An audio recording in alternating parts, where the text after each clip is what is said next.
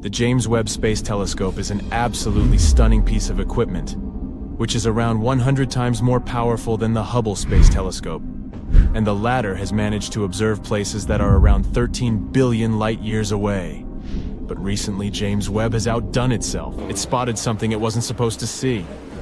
Astronomers using the telescope have detected a supermassive black hole from when our universe was less than 600 million years old. Just a baby. This discovery is the most distant, actively feeding supermassive black ever observed.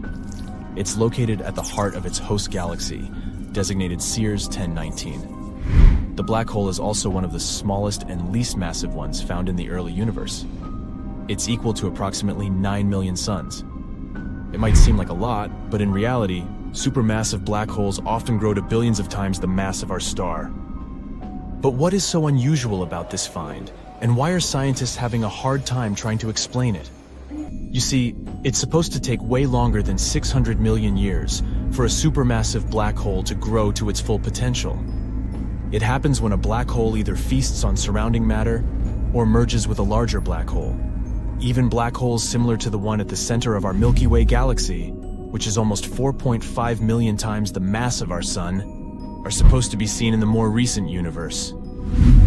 Well, to tell you the truth, scientists have long suspected that supermassive black holes could have existed in the early universe. But this theory has been proven only thanks to the JWST and its infrared eye. It has shown that the black hole Sears 1019 is actively munching on all the matter it can lay its hands on. Such feeding black holes are usually surrounded by swirls of gas and dust falling inside them. Such swirls are also called accretion disks. The gravitational force of a black hole heats this matter, which makes the disk shine bright like a diamond. Sorry, but that's not all. Strong magnetic fields produced in the process channel the matter to the poles of the black hole, and from time to time this matter is blasted out of there in twin powerful jets. They move at a speed that is close to the speed of light, which generates incredibly bright light. By the way, astronomers were watching the galaxy hosting the unusually old black hole as part of the Cosmic Evolution Early Release Synth survey. They saw the galaxy as it was when the universe, which is around 13.8 billion years old now, was a mere 570 million years old.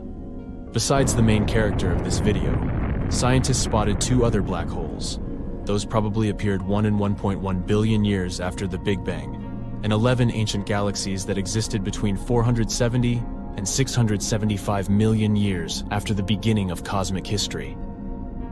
The coolest thing about all these discoveries is that until recently, all research about things that existed in the early universe was mostly theoretical. But now, with the help of the James Webb Telescope, astronomers can not only see galaxies and black holes at unimaginable distances, but they can also measure them. This isn't the only discovery connected with black holes made recently.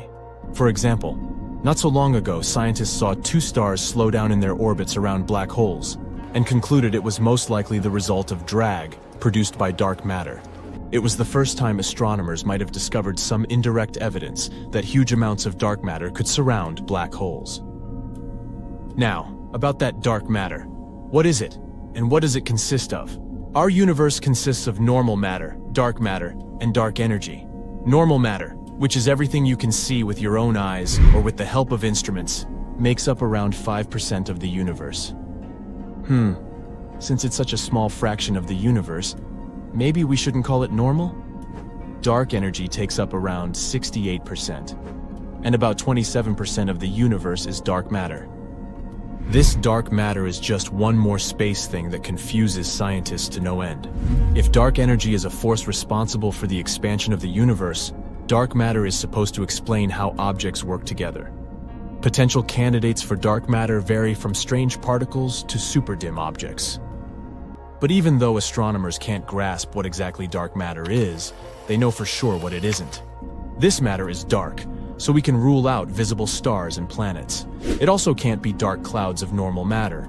Otherwise, scientists would be able to detect it. Dark matter is not antimatter, since astronomers don't see unique gamma rays that appear when antimatter comes in contact with matter. And neither is dark matter gigantic galaxy-sized black holes. In other words, dark matter is still as much of a mystery to us as dark energy. Anyway, back to the potential dark matter discovered around the black holes. If it is confirmed, it'll be a great breakthrough in dark matter research. What helped scientists come up with this idea is that dark matter interacts gravitationally, influencing ordinary matter. So, a team of researchers watched the orbits of two stars decay by about 1 millisecond per year, while they were circling their companion black holes. The scientists concluded that these changes in speed were the result of dark matter generating friction and a drag on the stars. With the help of computer simulations of the black hole systems, the team tested a model widely known in cosmology. It's called the dark matter dynamic friction model, and it predicts a certain loss of momentum by objects that are gravitationally interacting with dark matter. And guess what? The simulation matched these predictions. The results of this research helped to confirm a theory that had existed for a long time, that black holes can actually swallow dark matter that comes too close. As a result, dark matter gets redistributed around black holes, creating areas with different densities, which can influence the orbits of surrounding objects, like the stars we've been talking about. Speaking of black holes, there's a theory that primordial black holes could actually be dark matter. This type of black hole is hypothetical since scientists have never got any real proof of their existence. Such holes are insanely old and quite tiny, by black hole standards, that is. Astronomers believe they could appear several milliseconds after the Big Bang. At that time, stars and galaxies weren't born yet. It means primordial black holes probably witnessed the entire history of the universe. By now, the smallest primordial black holes have most likely evaporated away, but some bigger ones can still be scattered out there in space. If primordial black holes indeed existed, they could appear because in some regions of space, it was hotter, other regions were cooler, and some areas were extremely dense. Scientists believe these dense spots could collapse into primordial black holes. The most curious thing, though, these holes might be so small exactly because they popped up right after the Big Bang. The thing is, the longer it took a black hole to appear, the larger it was. The mass difference between older, smaller, and younger, bigger black holes was incredible.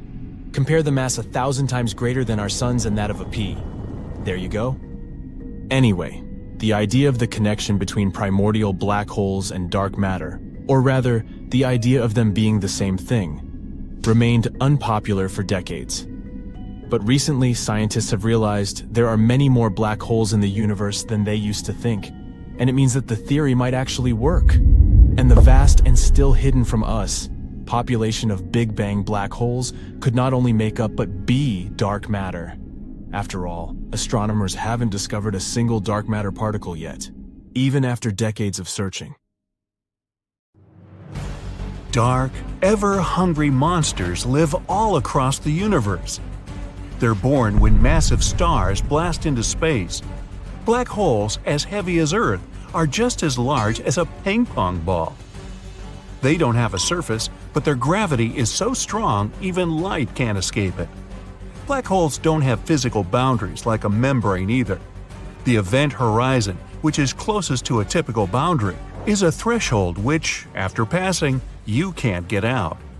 For a star, running into a black hole normally ends in a spectacular light show and its destruction. Just one star that astronomers know of managed to survive an encounter with a black hole as heavy as 400,000 suns. It happened in a galaxy about 250 million light-years away from Earth. Astronomers with really powerful equipment noticed bursts of X-rays that raged in space every 9 hours. They thought they must be Mayday signals from a star trapped by a cosmic abyss. The star was an average red giant when it met its new friend for the first time. When they got too close to each other, the hungry space monster couldn't resist the temptation and snacked on its guest. When it was done with the star's outer hydrogen layers, all that was left was the star's core. Eventually, the poor thing turned into a white dwarf.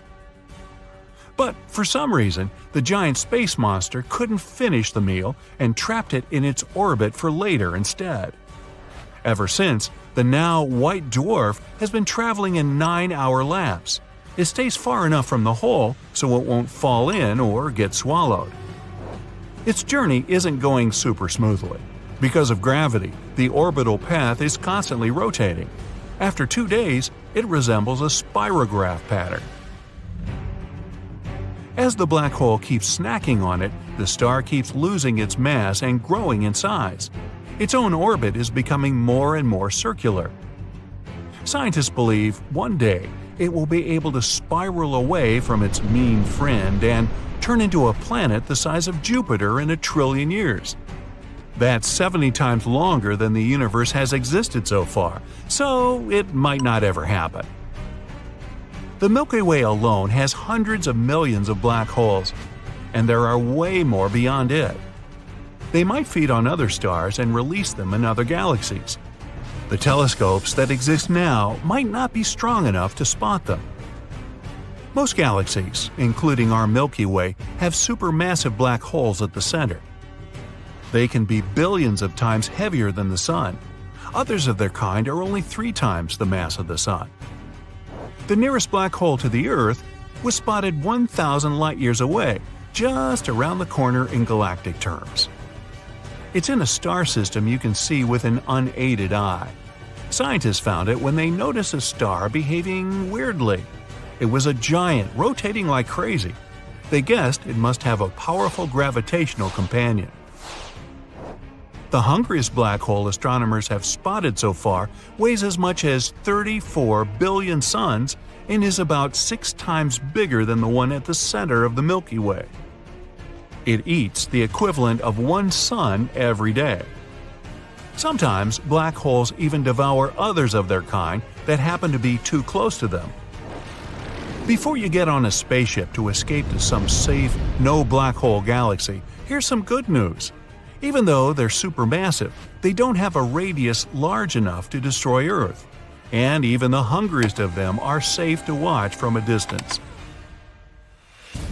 No black hole should come closer to our planet than the Sun for as long as the universe has existed, multiplied by 10 billion times. In the unlikely case one of these scary things passes by Neptune, it could affect the Earth's orbit. That would be no good. In theory, anything can turn into a black hole. The only difference between it and the Sun is the material their centers are made of. It's incredibly dense in those huge space monsters. In reality, there's just one known way to make a black hole. It has to be the gravitational collapse of a supermassive star, 20 to 30 times the mass of the Sun. So, the Sun will never ever become a black hole. If it happened, though, and the former star retained its mass, it would still have the same gravitational power. Earth would still keep going around it and wouldn't get pulled in. Its orbit would also remain as it is. The only huge problem would be the lack of sunlight. In reality, the Sun isn't massive enough for such a transformation and will eventually become a white dwarf. A black hole won't ever eat an entire galaxy for lunch. There are about 400 billion stars inside the Milky Way. Just around 0.1% of all the stars that will ever form will end up becoming black holes. The ever-hungry supermassive monster, located right in the middle of a galaxy, has an impressive gravitational reach. But even that wouldn't be enough. It has already eaten most of the stars that were close to it. It already weighs like a few million suns, so it can't grow much larger even if it keeps snacking on sun-like stars. Galaxies will keep bumping into each other, and black holes will keep growing and merging. But because the universe is already huge and keeps expanding, these collisions and mergers won't go on forever. Black holes will travel this huge space like rogue stars. They won't even be able to eat the dark matter on the outskirts of galaxies. Eventually, all the black holes will perish, but that would be a long, long time from now. If you ever become a space explorer and travel far enough to meet a black hole and fall into one, your life won't instantly end. Instead, things will be way more complicated. The way you perceive space and time will change, and your reality will split in two. In one of them, you'd cease existing. In the other, you'd live and enter the hole unharmed. When you go deeper inside the hole, you'll notice space becoming curvier and curvier. At the center of the hole, it's infinitely curved. It's called singularity. Laws of physics based on the ideas of space and time don't have power here. In a large enough hole, millions of times more massive than the Sun, things would go perfectly smoothly for you. And you just keep free-falling, feeling no gravity. You could just keep falling and falling in total emptiness until you reach singularity. You'd have no chance to move in the opposite direction. In there, space and time switch roles. Time is constantly pulling you forward on Earth, but figuratively, and it would be doing that quite physically inside the hole. In a smaller hole, the force of gravity would be stronger at your feet than your head. That's why you would go through spaghettification. This is how scientists call the process when you compress horizontally and stretch vertically like spaghetti because of crazy gravity of the black hole. Speaking of spaghetti, how are black holes like an Italian dinner? Because once you go pasta the event horizon, you get spaghettified, and since you're all by yourself, you'd be feeling cannelloni right now. Wow, now I'm hungry. Meanwhile, if you had a fellow space traveler who, for some reason, didn't end up in the black hole, it would look all different to them. They'd see you stretch and grow, like through a huge magnifying glass.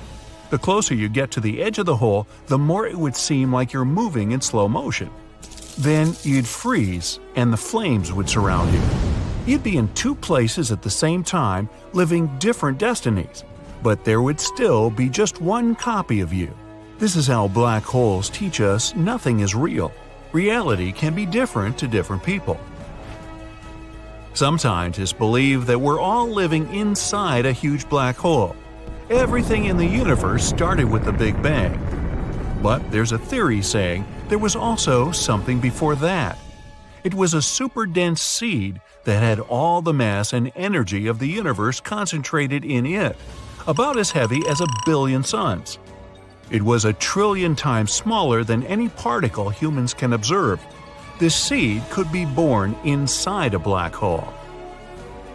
If you believe there's more than one universe, black holes could also serve as doors between those universes.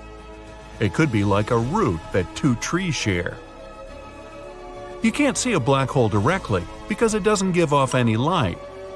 Scientists used to be able to only spot them by what they were doing to their surroundings. When over 200 scientists around the world worked together, they managed to take the first pictures of that space oddity. The equipment they used, added together, would be the power of a telescope the size of Earth. We're traveling 1,000 light-years from our planet to an unfamiliar system. Here, there are two bright stars orbiting close to each other. But there is one small but very massive thing here as well – a black hole. These objects are mysterious and dangerous. They're capable of swallowing our entire world in 1 second without even noticing it. Even more, they can tear apart a huge star like our Sun. And it's these giants that usually lie at the centers of galaxies. They're so heavy that their gravity holds countless stars, planets, and stardust around them. They can weigh millions or even billions of times more than the Sun. And now, you're back on the ground, at a rocket launch pad on Earth. All you can think about is holding your breath and jumping into the heart of that black pearl. But you don't have to hold your breath because you'll be in a spacesuit, and the oxygen is included free of charge. Besides, you're not likely to ever make it to the black hole.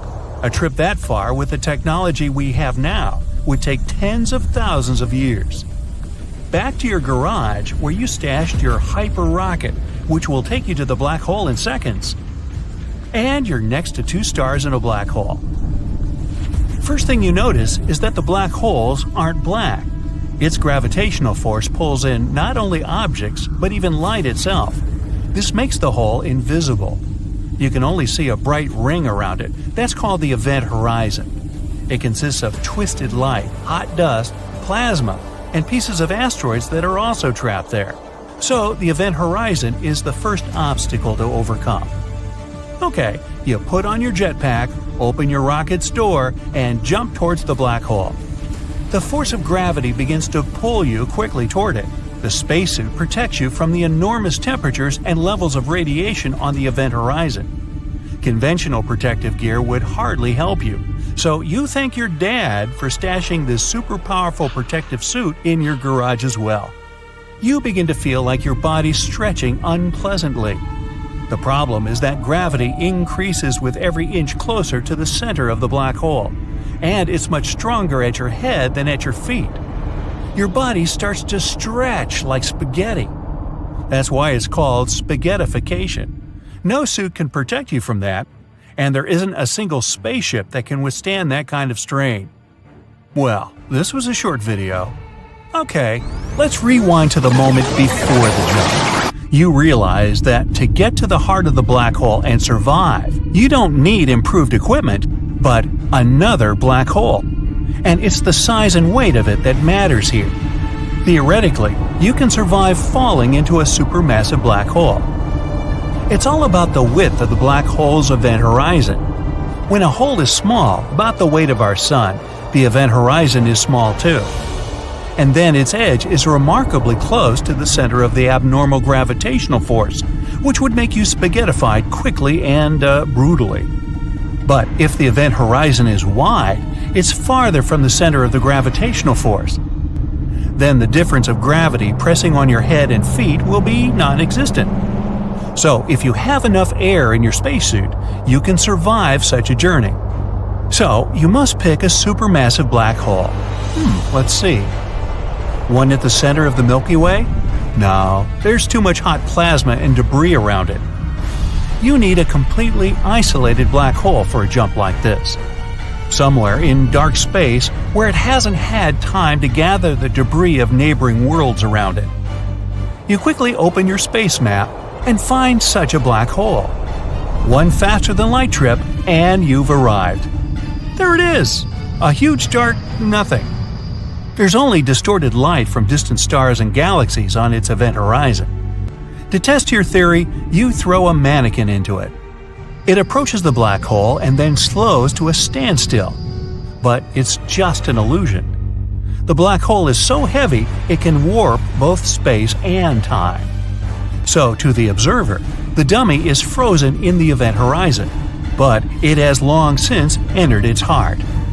The dummy didn't get spaghettified like you did when you fell into a small black hole, so now you're confidently jumping after it. Remember that even if you feel fine, it's still a one-way trip.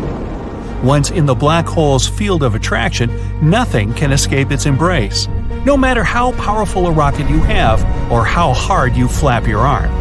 You're now at the edge of the accretion disk. Every second here equals weeks or months on Earth. You're traveling through time. Our home planet may already have flying cars and skyscrapers several miles tall all over the place. But for you, it's only a couple of minutes. Whoa! All the light you see from the stars has turned red. That too is because of gravity. The light we see is waves, but the black hole stretches them out. The short wavelengths of blue become long and red. Great! You've passed the event horizon and are now heading into black nothingness. You look up and see a thin ray of light. The last thing you see, in fact. After that, there's just black void. No one knows what happens next. Some theories say black holes can be portals to another dimension, or to another place in the universe. By jumping into a black hole in our galaxy, you can jump hundreds of thousands of light years away from our home. In that case, you will experience your fall in reverse. First, you see a small but expanding beam of light. Then, red starlight returns to blue. And before you know it, you're back on the event horizon. And soon after, you're free of the black hole's pool. But scientists still can't confirm this theory.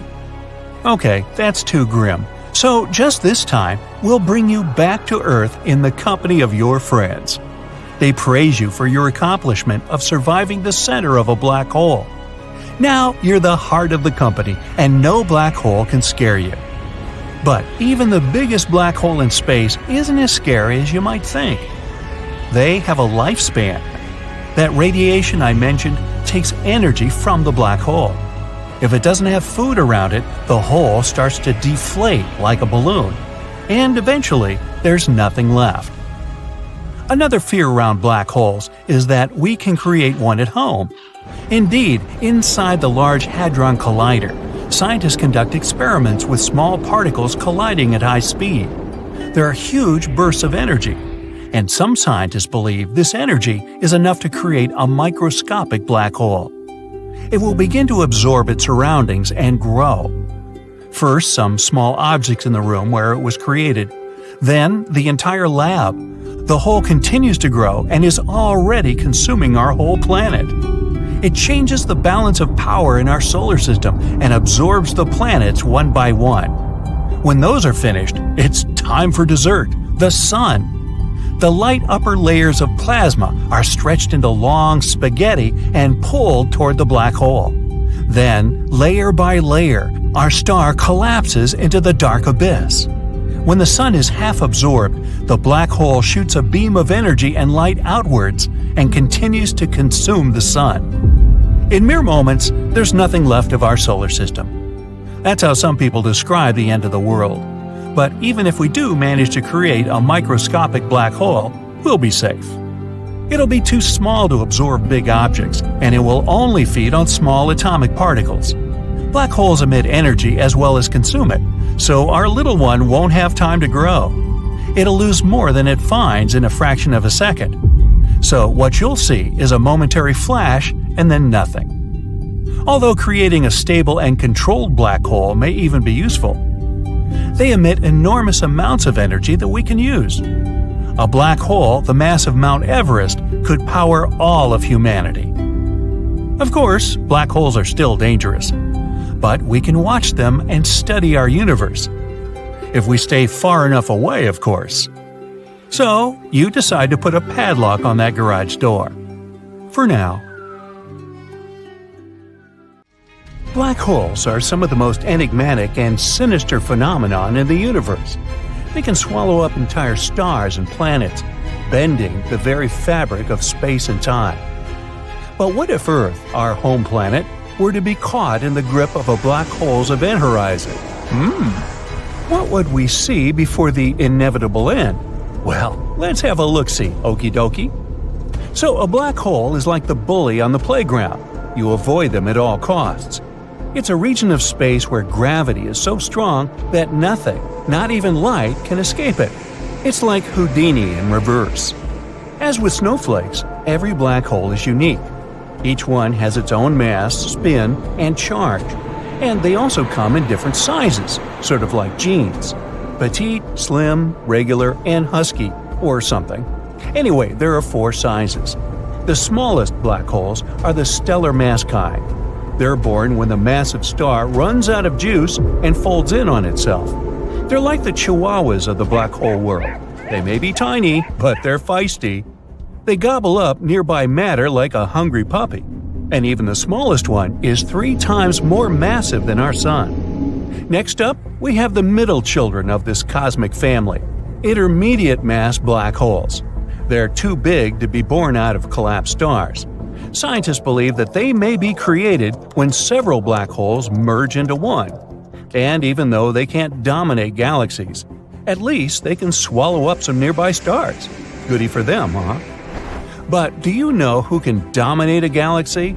The enormous monsters of our universe, supermassive black holes. They're the giants with masses ranging from millions to billions of times that of our sun. And they play a crucial role in the growth and formation of their host galaxies. Finally, there are ultra-massive black holes. Trust me, you can't even imagine the size and mass of these guys.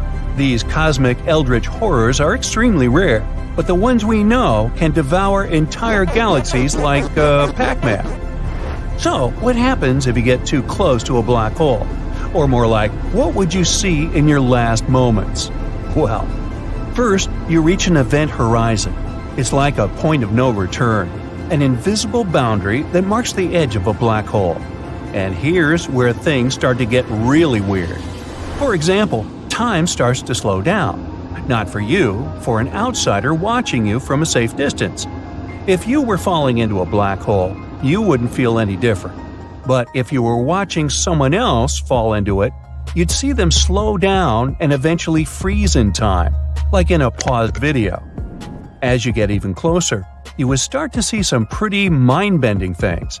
The gravity would cause the light around you to bend and distort, creating a sort of funhouse mirror effect. You might even see a halo of light around the black hole, known as the photon ring, or jets of high-energy particles spewing out from the black hole's poles. You can actually get pretty close to a black hole without feeling any major effects. It's only when you cross the event horizon that there's no going back. Your goose is cooked. After crossing this boundary, you'd be unable to see anything. For the person watching you from the outside, it would be as if you had suddenly disappeared. Meanwhile, you might start feeling a bit stretched out, like a piece of spaghetti. This is because the gravity is so stark that it's pulling you in different directions at once. There's even a scientific term for it, called spaghettification. We'll cover linguinification in another video. Now that you're inside a black hole, you're taking aim at the singularity. It's a point of infinite density in its center, where all matter is crushed down to a single point. It's like trying to fit an elephant into a tiny matchbox. Everything gets squished together until it's as small as it can possibly be. Which means it's time to wave goodbye, I guess. And if all that sounds scary, here's another fun fact. Black holes are not rare at all. Actually, there's one in the center of each galaxy, including our own Milky Way. So, does it mean that we'll eventually be sucked into it? And if so, how exactly would it happen? Well, let's see. Imagine a black hole approaching our solar system. At first, it appears as nothing more than a tiny speck in the distance. But as it gets closer and closer, its gravitational pull begins to wreak havoc around. Planets start to veer off course, asteroids are flung into oblivion, and comets are shattered into a million pieces. But just like waiting for the sausage to be served in a German restaurant, the worst is yet to come. Yeah, like that joke. Soon, it inevitably reaches the Earth. First, our planet's atmosphere would be pulled toward the black hole, triggering a massive windstorm. And there'd be huge waves on the oceans, the water itself being distorted by gravitational forces. Imagine seeing seas and oceans getting stretched out. Earth's magnetic field is generated by the motion of molten iron in the planet's core. But now, the extreme tidal forces of the black hole would disrupt this motion, causing the magnetic field to weaken and distort. All this would cause massive earthquakes and volcanic eruptions as the planet's crust and mantle were pulled apart. All infrastructure and technology would be completely destroyed. Buildings, bridges, and roads would be torn apart. Okay, let's hit the pause button. Pretty horrifying, isn't it? Nah, but don't worry. You wouldn't have even seen that much, because you would have felt the effects of the black hole much, much earlier. Well, back to the future. We'll lose our magnetic field even before everything started to collapse. And this means not only that the weather and climate will become terrible, we'll also be exposed to extreme radiation. These gamma rays and the heat from the black hole could drastically change our planet. Say ta-ta to all our beautiful nature. At least misery loves company. We won't be the only ones affected by a black hole, which is probably even worse. As this beast engulfed the entire solar system, it would consume about everything. One immediate effect would be the disruption of the orbits of asteroids, comets, and all the other bodies. The planets would begin to deform and stretch, their surfaces warping like molten metal. The sun itself would be affected, its surface contorting like a glob of putty. And yeah, all this is scary even to imagine. But now, breathe and relax, because none of this will ever happen. This is the bright side, remember?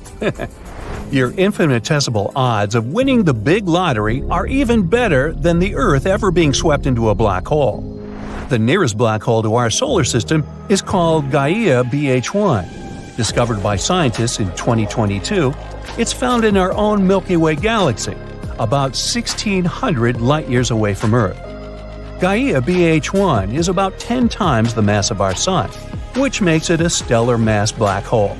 It's not very interesting on its own, but its discovery has supplied valuable insights into the behavior of these cosmic monsters. But as you can see, even the closest known black hole is over 1,000 light-years away. They move very slowly, and they'll never get so close to our system to pose some kind of a threat. Hey, but didn't you say there's a black hole in the center of the Milky Way galaxy? Doesn't that mean it's going to eventually hoover up our entire galaxy, you may ask? Maybe not in that voice. Well, don't worry. The correct answer is no. The one in the center of our galaxy is called Sagittarius A star. You may remember it from that viral blurry photo that circled around the internet a few years ago. This black hole is indeed very massive and has a strong gravitational pull, like two 8th graders in love. However, it's still a small beam. It only affects objects that are close to it. The objects in the galaxy are all too big and move too fast to be pulled in by black holes. Nevertheless, they're still fascinating objects to study. Scientists are still trying to unlock the mysteries of black holes. And even though they'll never be dangerous to us, they're still a huge reminder of the incredible power of our universe. Now I think I'll turn my attention to the incredible power of chocolate. Now, did you know that there's an astronomical object in which space and time actually swap places? How does that work? And what exactly does swapping space and time mean? Well, let's figure it out. Imagine that you're on a spacecraft. The vehicle can only move straight.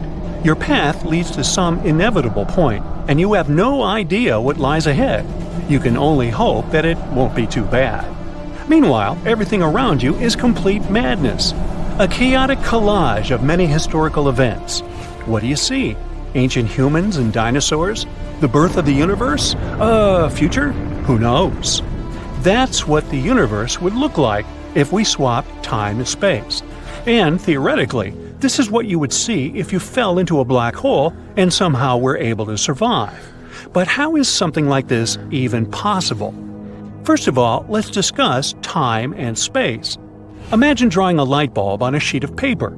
Then grab one more sheet and draw how it lit up. Right now, it's just a small circle of light. Another sheet, the circle of light is growing. It gets bigger and bigger in size until finally it turns into a giant circle. In real life, the bulb lights up in the blink of an eye.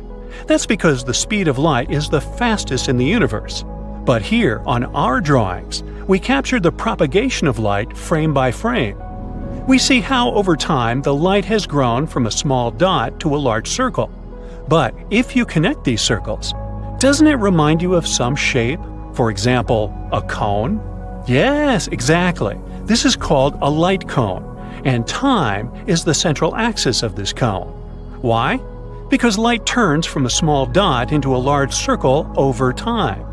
To remember it, let's draw a time vector, an arrow inside the cone. It goes from the past to the future. Meanwhile, the circles are space. In space, we can move however we want, in any direction. We can move up or down, in zigzags, and so on. But no matter what zigzags we draw along the timeline, we're always moving forward. We can't turn back in time, and we can't stop it. This helps us define time and space. Time is the direction in which the light cone is oriented. This is the direction where all our paths lead, and where our future inevitably lies. And space is the whole variety of directions perpendicular to the timeline. This is a straightforward graph. If it could be applied to the entire universe, then time would flow the same everywhere. However, if you've watched at least some popular sci-fi movies, you know that this isn't the case. In reality, time can be crazy.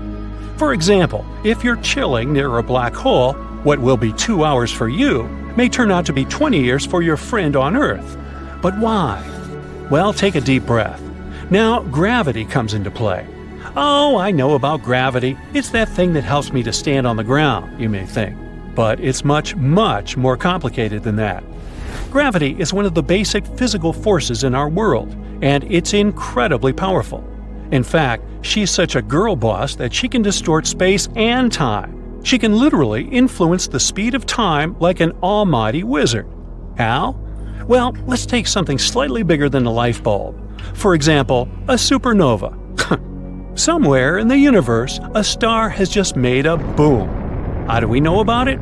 Well, nothing in the universe, no sound, no radio waves, nothing, travels faster than light. So we'll know about the birth of a supernova only when we see it. And this will happen only when its light cone grows enough and reaches our planet. So the light cone grows and grows. So far, everything is fine. And finally, it reaches our planet. But there's a catch. You see, our planet is very massive, and it has pretty strong gravity. What happens then? Gravity changes the direction of the light cone. It begins to attract the cone to the center of our planet. And with it, it also attracts our arrow of time. That means it slows the time down. And the closer the light cone is to us, the more the arrow bends and the slower time goes. What does it mean? Well, for example, the fact that the watch on your ankle will lag behind the watch on your wrist, that your head is aging faster than your legs, and that astronauts in Earth's orbit age a little slower than people on Earth. This is what scientists call general relativity. Right. But how does this relate to our topic? How can we understand what will happen if we swap space and time? Don't worry, we're almost there. Now, imagine a cosmic body with incredibly strong gravity. It bends time and space so much that it feels like they swap. This is a black hole. A black hole attracts absolutely everything to its center. No stars, planets, no light can escape from there. Let's say our light cone is approaching it. First, as usual, time begins to bend toward the center of the black hole, attracted by its gravity. But the gravity is very strong, so it bends more and more, and time goes slower and slower the closer you're to the center. In the end, the light cone crosses the boundary of the black hole, the so-called event horizon. At this point, it gets so distorted that now it's literally pointing downwards. We can say that time has changed its direction. Time is pointing downwards. What kind of nonsense is that, you may ask? It'll be easier to explain in a real example.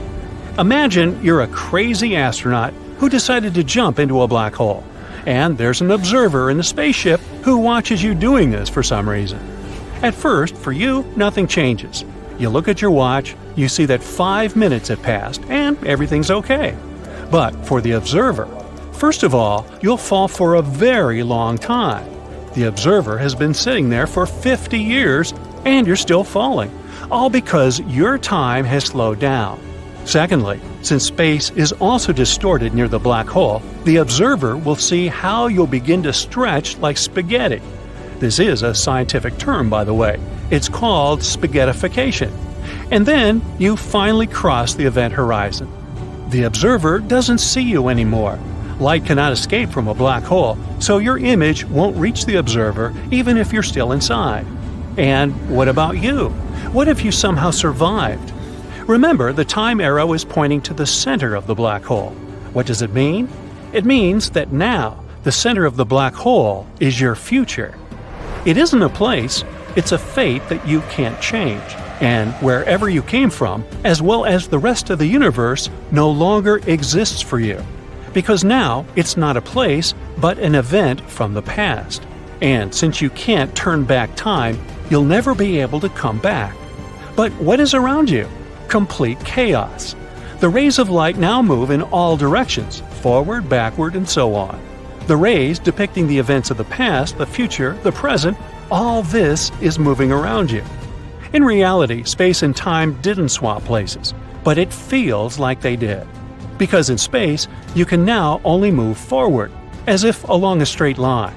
And time, reflected in the light rays, surrounds you everywhere and moves in all possible directions. And here we go back to the beginning. This horrifying example helps us imagine what it would feel like if time and space got reversed. Of course, all this is just theories and guesses. The very idea that we're moving in some one direction, the one we haven't chosen, and there's complete time chaos around, sounds quite frightening. And yet, it would be a very interesting experience. Sounds dangerous. Why don't you go first? NASA has recently revealed some eerie cosmic sounds that go against the popular misconception about the muteness of space. This discovery proves once again that the universe is far from silent. The revelation came from the Perseus galaxy cluster, located 250 million light-years away from Earth. There, NASA uncovered an unworldly howling coming from the supermassive black hole at its center. This discovery isn't super fresh. It was made in 2003. It marked the first time scientists detected an acoustic phenomenon from such a distant source. Sadly, the sound was not something you would be able to hear. Its frequency was just too low for the human ear to register. The lowest pitch the human ear can perceive is 20 Hz, 20 cycles per second. But the sound emitted by the black hole is a B-flat, 57 octaves below middle C, with a frequency of 10 million years. But NASA brought it to the realm of human hearing in 2022, turning that invisible sound into something you could actually experience. It was a breakthrough of cosmic proportions when NASA revealed that sound waves could travel through space, specifically through the medium of the Perseus galaxy cluster. This medium is a hot, dense gas, something far more substantial than the empty vacuum between galaxies. That's how sound waves manage to travel there. Those sound waves produced by the supermassive black hole at the center of Perseus resonate through the hot gas as ripples. It's like how sound travels through water here on Earth. The thing is, space is indeed a vacuum, which means that sound cannot travel through it, in the traditional sense. But the gas surrounding the black hole in Perseus provided the perfect environment for sound to travel. The black hole's powerful jets create ripples, sending vibrations through the gas. And NASA scientists have identified those vibrations as a type of cosmic sound. Previously, it was totally invisible and unhearable. But now, for the first time, astronomers have helped it to take a form humans can hear. To give us a sense of how deep this sound is, NASA raised its pitch by 57 octaves, so that it could finally be audible to the human ear. The result is a haunting, bass-heavy hum. It feels as though it is resonating from the very core of space itself. What NASA did is called sonification. This process involves mapping the characteristics of the data to audible sound. As a result, we can experience something that is otherwise beyond our perception. See those brighter areas of the cluster? They produce louder and higher-pitched tones. The sonification of the Perseus black hole isn't just a scientific discovery. It has allowed us to see, or should I say, hear, the universe in a completely different way. NASA has used this technique on several different space objects, including stars, nebulae, and galaxies, giving us a glimpse into the various ways space can sound. One of the coolest NASA's sonifications is Cassiopeia A. It's the remains of a star spotted as a supernova more than 300 years ago. Located around 10,000 light-years away from Earth, this shattered remnant of a once massive star has a neutron star at its core. And it's the youngest neutron star in our galaxy that we know about. To perform the sonification of Cassiopeia A, NASA took the data captured by the Chandra X-ray Observatory and translated it into sound.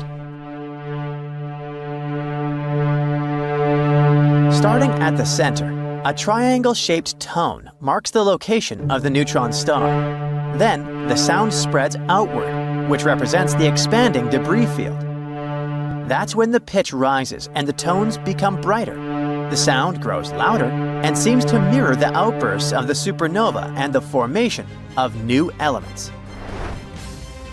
The Tarantula Nebula, located in the Large Magellanic Cloud, is a hotbed of star formation and one of the most active regions in the universe.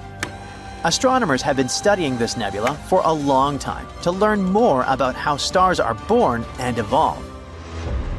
So, no wonder that NASA scientists have been doing their best to translate the data from the nebula into sound. they've been mapping brightness and pitch to various features in the nebula. So, airy, synthesizer-like tones represent the chaotic and hot gases surrounding the most massive stars. And the cooler gases that are forming new stars have soft, low notes. Piano-like tones correspond to the brightest stars. And the central cluster of stars sounds like a rain stick. Interestingly, NASA's investigation into the sounds of space doesn't just involve cosmic phenomena. It's also based on the experiences of astronauts, and some of them are truly eerie. After all, space exploration is always filled with unexpected surprises, and sometimes those surprises come in the form of strange noises aboard spacecraft. One such incident occurred aboard the International Space Station, when astronaut Butch Wilmore reported hearing a strange noise coming from Boeing's Starliner spacecraft. By that time, this spaceship had been docked at the station for almost 3 months. The Starliner had just completed an 8-day mission that went awry. The technical issues have been plaguing the spacecraft ever since. Wilmore described the sound as a pulsing noise, similar to a sonar ping. It was coming through the spacecraft's speaker system. This strange noise made Wilmore contact NASA's Johnson Space Center in Houston. Of course, Mission Control immediately began investigating. They were able to listen to the audio inside the Starliner. Wilmore even held his microphone up to the speaker so that NASA could hear it more clearly. The people in charge of the investigation finally identified the source of the noise. They announced there was an audio configuration issue with the ISS's complex communication system.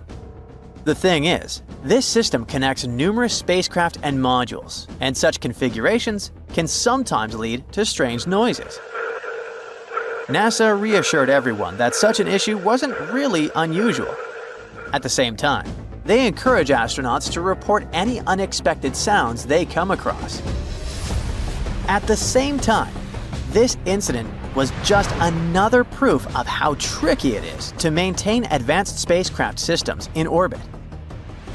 The Starliner had already faced serious delays and setbacks, and every new issue added extra pressure. Everyone was worried about the spacecraft's safe return to Earth.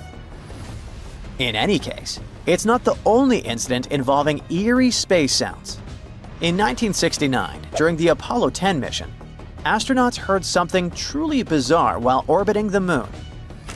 Now, Apollo 10 was a dry run for the historic Apollo 11 moon landing. This mission involved astronauts Thomas Stafford, John Young, and Eugene Cernan. They were testing the systems of the lunar module. Everything was going smoothly, and then they started passing behind the Moon. In that region, radio signals from Earth couldn't reach them. At that point, they all started hearing a strange, high-pitched whistling sound.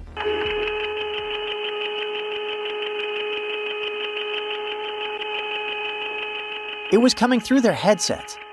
The origin of this noise baffled the astronauts since it wasn't supposed to exist in the near vacuum of space. At first, they simply joked that it sounded like outer space music. But in reality, the situation was quite unnerving. The astronauts were on the dark side of the Moon, far away from Earth and any help. And now there was also that eerie, mysterious sound they couldn't explain. At the same time, NASA was super worried about astronauts' health and mental condition. So the crew didn't immediately report the noise to Mission Control.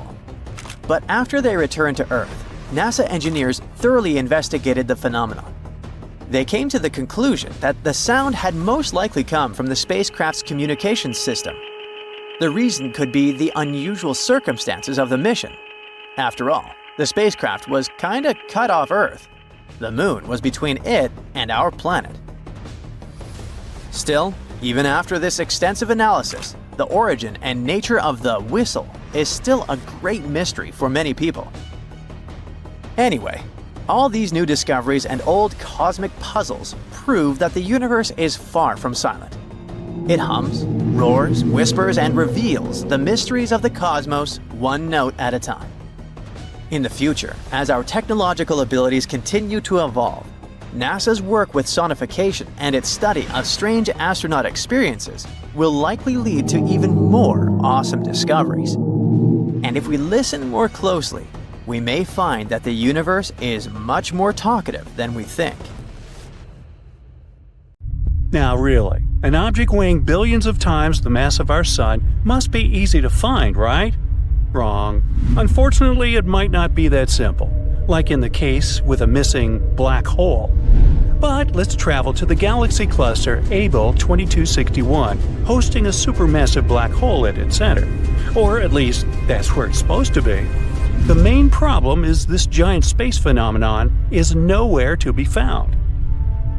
Now, supermassive black holes are mega monsters, churning slowly at the center of their home galaxies. They gather tremendous clouds of gas and dust around them, which makes them swell up to sizes the human mind can't begin to imagine. If a supermassive black hole, like the one that dwells at the center of our home Milky Way galaxy, moved even a little bit closer to our solar system, we'd be doomed. The distance between this huge thing and Earth could be several dozens of light years, and still, it would wreak havoc on our planet. Earth, along with other things making up the solar system, would be tugged into the black hole's orbit and doomed to spin around it for eternity or longer. Hey, who knows, right? So, it's good that such black holes stay away from us at the moment. So, let's see what happened to that runaway supermassive black hole from that gigantic cluster of galaxies around 2.7 billion years away from our planet. Scientists have been looking for it with the help of NASA's Chandra X-ray Observatory and Hubble Space Telescope. But so far, no result. The main problem with finding a black hole is that it's, black. And space is, you guessed it, black too. So there's no contrast whatsoever that could help astronomers spot the hole. But scientists haven't given up yet. After all, they have a lot of other technologies to find black holes, small and big, in the vastness of space.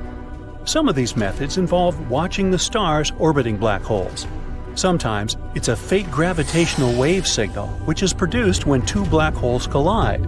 But the most reliable technique is watching dust and gas falling to their doom. The thing is, black holes are space objects with insane gravity.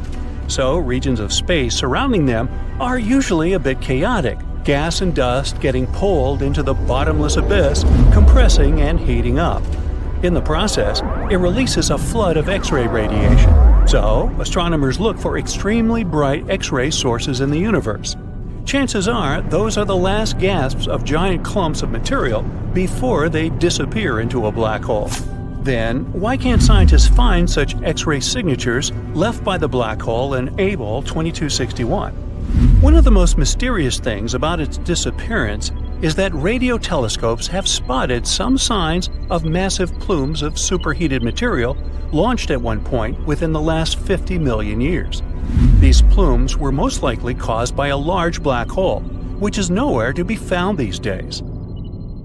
So, at the moment, we can only play a guessing game. Maybe two medium-sized black holes collided, pushing the newly merged giant out of the center of the galaxy.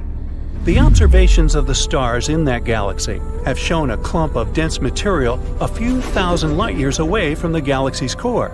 Maybe it's the runaway black hole, but disappointingly, no X-ray signals are coming from that clump. Or the hole might still be there in its rightful place, but it's, slumbering. If it doesn't get a fresh supply of gas and dust, it has nothing to feed on. As a result, it can't release a flood of X-rays. But again, the answer, do not disturb, the black hole is sleeping now, isn't very satisfying. Why isn't it getting its space food? What happened 50 million years ago? What is that clump of material speeding away from the galaxy center? So many questions, and no answers so far. At least, we know what black holes look like. Well, kinda. It's actually the shadow of a black hole's event horizon, visible against the glowing superheated material falling inside the hole. The first ever mugshot of a black hole appeared in 2019, but the data for its creation was collected in 2017.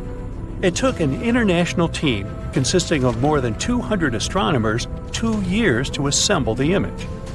We can admire this amazing space phenomenon thanks to a vast global network of telescopes called the Event Horizon Telescope Collaboration, or simply EHT. Why such a name? The thing is that the event horizon is a point of no return on the outskirts of a black hole. When something, for example, matter, radiation, or light, reaches this boundary, there is no way for it to escape the black hole's clutches. Anyway, to capture that very first image of a black hole, scientists created a virtual telescope that turned out as big as our planet by combining the power of 8 powerful radio telescopes. But it wasn't an easy feat. The researchers had to simultaneously point the telescopes in a meticulously planned order with the help of precise atomic clocks set on each telescope. Plus, to keep the chances of rain and bad weather to a minimum, they even constructed the telescopes in super dry regions, such as the Atacama Desert in Chile and the South Pole. On each observation day, the telescope gathers roughly 350 terabytes of data.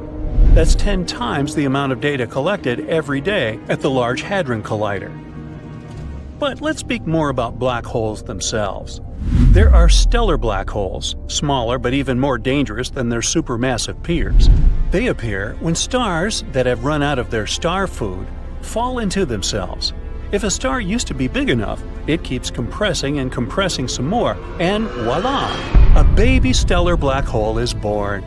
But even if I call such a hole a small one, it's still 5 to several tens of times heavier than the Sun. Unlike their massive siblings, hypothetical mini black holes could be really tiny, not bigger than an atom.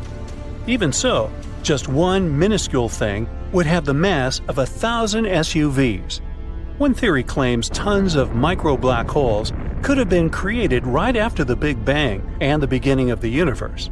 Some scientists even go as far as to say that a couple mini black holes pass through our planet every day.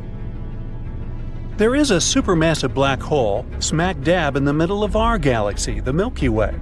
Its name is Sagittarius A star, and it's 4.3 million times as heavy as the Sun.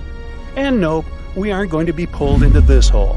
It's more than 26,000 light-years from Earth, too far to have any influence on our planet. By the way, recently, astronomers have discovered that this supermassive black hole might be leaking. If it's true, it probably means that Sagittarius A star isn't a sleeping giant, as previously thought. It might still be active. And the leakage recorded by scientists may be the hole hiccuping while swallowing clouds of gas. Maybe we should burp this baby? If you ever find yourself near a black hole, get ready that time will significantly slow down. It may work for you if you aren't eager to grow older. Just don't let yourself be tugged beyond the point of no return. Another danger of hanging around a black hole is that it might start behaving like a massive galactic volcano. From time to time, black holes flare up, but instead of spewing lava, they produce enormous amounts of energy, and it makes gaping holes in the surrounding material and gas. A short time ago, scientists discovered one of the largest craters in the universe. Radio and X-ray telescopes detected a supermassive black hole that threw a temper tantrum many years ago. It happened in a galaxy cluster about 390 million light-years away from Earth. The crater left behind, which was actually a hole punched in the cluster's hot gas, could fit 15 Milky Way galaxies. Okay, mind blown, I'm out of here.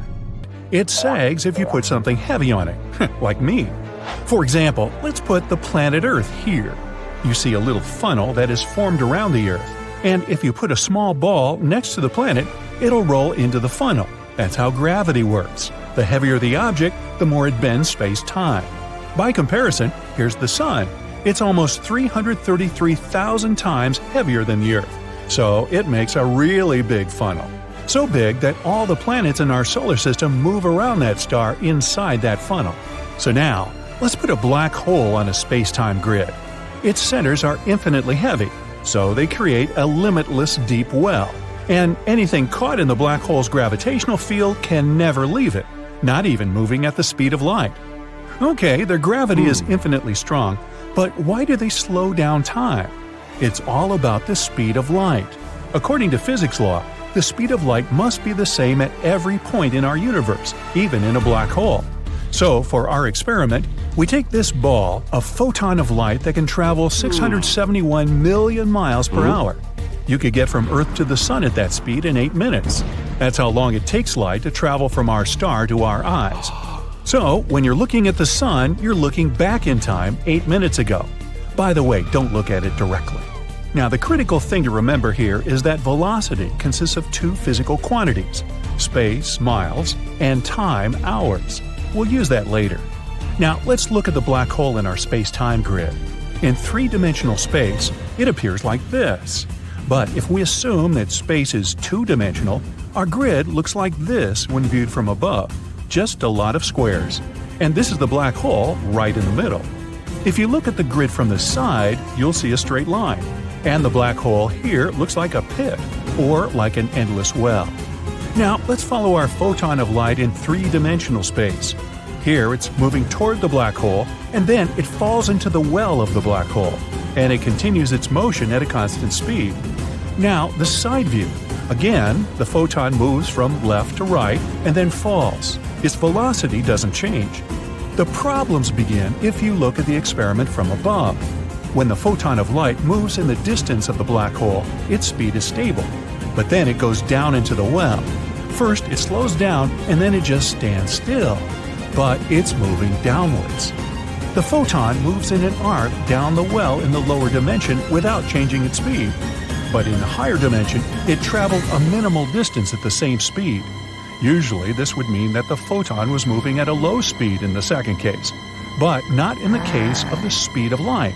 Remember, it must be the same at every point in the universe. The number 671 million miles per hour shouldn't change. So, we change the very parameters of that number, time. Time itself must slow down so much that this slight movement of the photon, when you look at it from above, was at the same speed, 671 million miles per hour. But if you go down and look at this well much lower, you see that its walls are almost vertical. So, a photon of light would be moving in a vertical trajectory. That means that if you look at it from above, the photon will just be standing still. Again, its velocity can't change, so time will vary. At that point, it should just stop. This is what happens near a black hole. Now, if you look at a black hole, you can see this effect in action. It swallows up the light around it. But as for an observer, it seems to you that the light stays in orbit around the black disk. In fact, at that moment, the photons are still moving at the speed of light inside the black hole. It's because time has slowed down there so much that you feel like the light has stopped there. This disk is called the event horizon, the point of no return, the last stop before you go into the black abyss. And at the very center of the black hole is the singularity.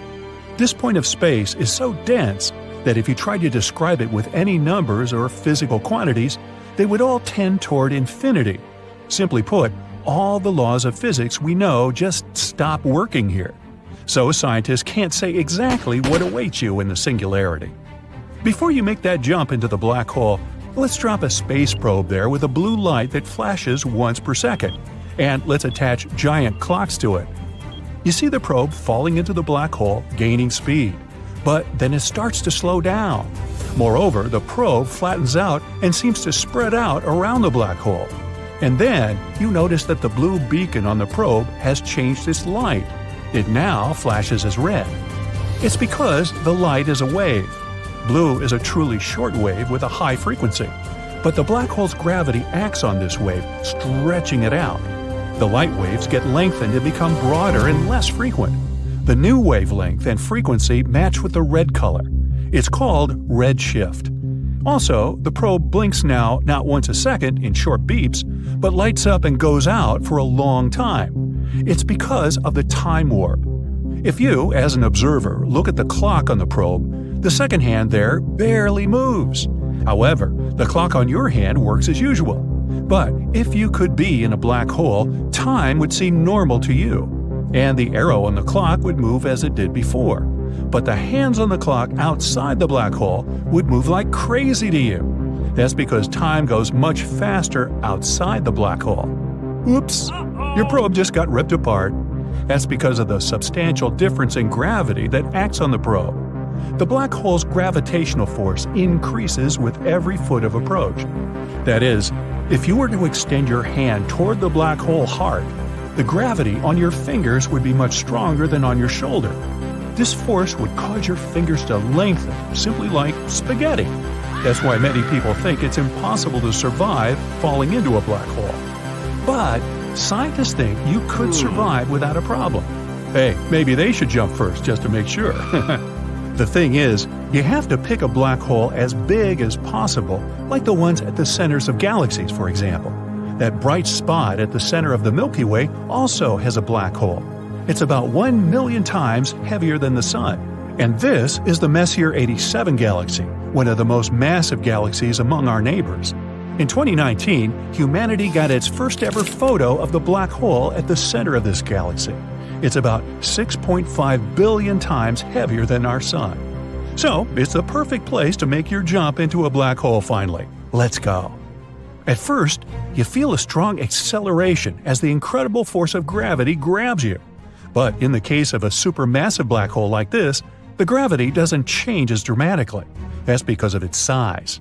Right now, the gravitational force on your legs is about equal to the gravitational force on your head, so you don't turn into spaghetti, and you feel comfortable. You see that the light from the stars and all the space around you has begun to shrink at a certain point. It means that you have already passed the event horizon and are now moving toward the black hole's heart.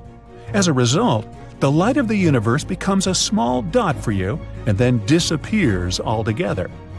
If we look at our space-time grid, you're already falling into a well. Time is completely stopped for you. However, the rest of the world continues to move steadily through time. If you could now look at the Earth from a black hole, you would see a time lapse, an accelerated video of how the months and years go by on our planet. If you had a jetpack that had an incredible engine to pull you out of the black hole, then you could make a jump forward in time. In 1 second, centuries on Earth could pass in the heart of a supermassive black hole. But this only works one way. You can't go back in time. But for now, you keep falling into the black hole. Beyond that, no one knows what'll happen to you. We only have theories about wormholes and white holes that might transfer you somewhere else in the universe. So, enjoy your trip, and just think about all the frequent flyer miles you're racking up. Black holes, an enigma that has puzzled scientists and captivated our imagination for decades. But what's hiding inside of a black hole? Is it a void? A bottomless pit? A parallel universe? We don't know for sure yet, but scientists might have some ideas. So let's hear them out. Picture this. In the vastness of space, there's a supermassive star, shining bright like a diamond. But like all good things, this star's party can't last forever. Eventually, it runs out of fuel and goes out with a bang. Quite literally, the star collapses under its own gravity, creating an implosion. Now, this collapse is so intense that it creates a bottomless pit in space, like a sinkhole. This is what we call a black hole, the ultimate no-escape zone, sucking up everything in its vicinity, including light. Imagine yourself approaching a black hole. The black hole itself doesn't emit any light, but you can notice a dazzling display of cosmic fireworks surrounding it, the accretion disk. It's like a celestial carousel of gas and dust swirling in a mesmerizing dance around the black hole. The incredible gravitational forces pull all this material from their surroundings, creating this celestial furnace. Of course, it's very unlikely that you would have survived in this place. Temperatures here soar to millions of degrees. Also, it's constantly dazzling X-rays and high-energy radiation that can be detected from telescopes on Earth. But let's imagine that you did survive, somehow.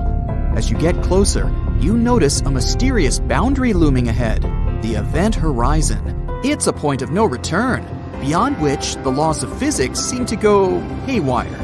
Now you're stuck in a space traffic jam. and no matter how hard you hit the gas, you're going nowhere.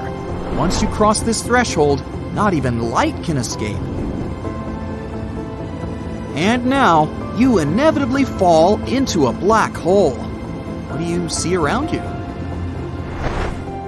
According to the genius physicist Albert Einstein, space and time aren't separate entities, but rather intertwined in a fabric called space-time. It's like a cosmic trampoline that can stretch and bend if you place something heavy on it. And black holes are super heavy, which is why they distort this trampoline in the most extreme way possible. So, when you venture close to a black hole, you're in for a roller coaster ride. The curvature of space-time becomes so intense that it's like a whirlpool pulling everything in, even light itself. Everything around you looks like a space funhouse with distorted colors and rays of light that keep shifting. All this makes you feel like you're doing the moonwalk on a treadmill. Also, the curvature of space-time around a black hole is so extreme that it creates a phenomenon called time dilation. Time near a black hole moves at a different pace than in the rest of the universe. The closer you are to the black hole, the slower time ticks, like a slow motion effect. And the deeper you fall, the weirder things get. The laws of physics seem to break down before your very eyes. But suppose you somehow manage to survive all this madness. Where exactly are you falling? What awaits you on the other side? Is there even an other side? As you venture deeper into the celestial maelstrom, you reach an elusive and mysterious point called the singularity. It's the heart of a black hole, a place where all matter and energy are crushed into a single, unimaginably dense point. Imagine cramming masses of entire stars to something that is essentially a pinprick. And now that you're here, forget about the usual rules of physics. Welcome to a new realm, where the known breaks down and the unknown takes over. So, what does this unknown look like? Well, there are a couple of theories. First off, it could be a gateway to other dimensions. What if there are multiple universes hiding within black holes, like nesting dolls? According to this theory, the interior of a black hole could be a portal to a parallel universe with its own set of physical laws and possibilities. This parallel universe could be drastically different from our own world. What a mind-bending idea! Or what about wormholes? Imagine black holes forming a space subway system, connecting different regions of space and time with each other. These theories suggest that the extreme gravitational pull of a black hole could create a wormhole, a tunnel that could transport you to another galaxy, or even to the past or future. It's like finding a secret passage in a video game. That's not all. Some scientists propose that inside a black hole, we might find some exotic matter, some strange matter with weird properties or negative energy density. If that's the case, this would defy our understanding of the universe. And finally, one of the most mind-bending theories is that a black hole could actually lead to a white hole. Imagine, as you fall further, you suddenly find yourself in a blindingly bright space show. You're in a white hole. This is a fountain that's spewing out matter, energy, and information into the universe with reckless abandon. The birthplace of new universes. You see, while black holes are known for their event horizon, white holes have an anti-event horizon. With black holes, everything can enter and nothing can come out. With white holes, it's the other way around. They repel everything. White holes are hypothetical objects. Their existence hasn't yet been proven. But if it turns out that they exist, they could be connected to black holes. It makes sense. Black holes suck everything in, and white holes should take their matter from somewhere. And all this matter and energy coming out of the white hole could potentially form new universes. Together with black holes, they could form a universal cycle of creation. The end of one universe leads to the birth of another. All these theories are beautiful and fascinating, but here's the catch. There's still no concrete evidence of any of them. Black holes still remain one of the biggest mysteries of our world. Unfortunately, studying these mysterious beasts isn't easy. They're super elusive, and this is one of the biggest challenges for scientists. Black holes don't emit light, so they can't be seen directly. They're essentially invisible to telescopes that rely on light, making them incredibly difficult to observe. That's why scientists have to rely on things like X-ray emissions, the effects of a black hole's gravity on nearby objects, and other clues.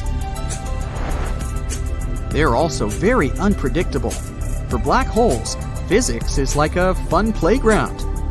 They warp space and time around them, which makes it difficult to predict and understand their behavior. But don't worry, space enthusiasts. The future of research in this field is as promising as ever. We've already made incredible discoveries. For example, in 2019, we captured the first ever direct image of a black hole. This is a central black hole of the galaxy Messier 87. A few years later, we also took a photo of a black hole in the center of our own galaxy, the Milky Way. This one is called Sagittarius A star. All this has opened up new avenues for research.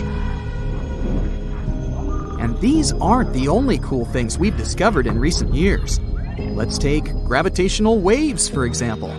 You know how rocks leave ripples after falling into water? Well, gravitational waves are ripples in the fabric of space-time.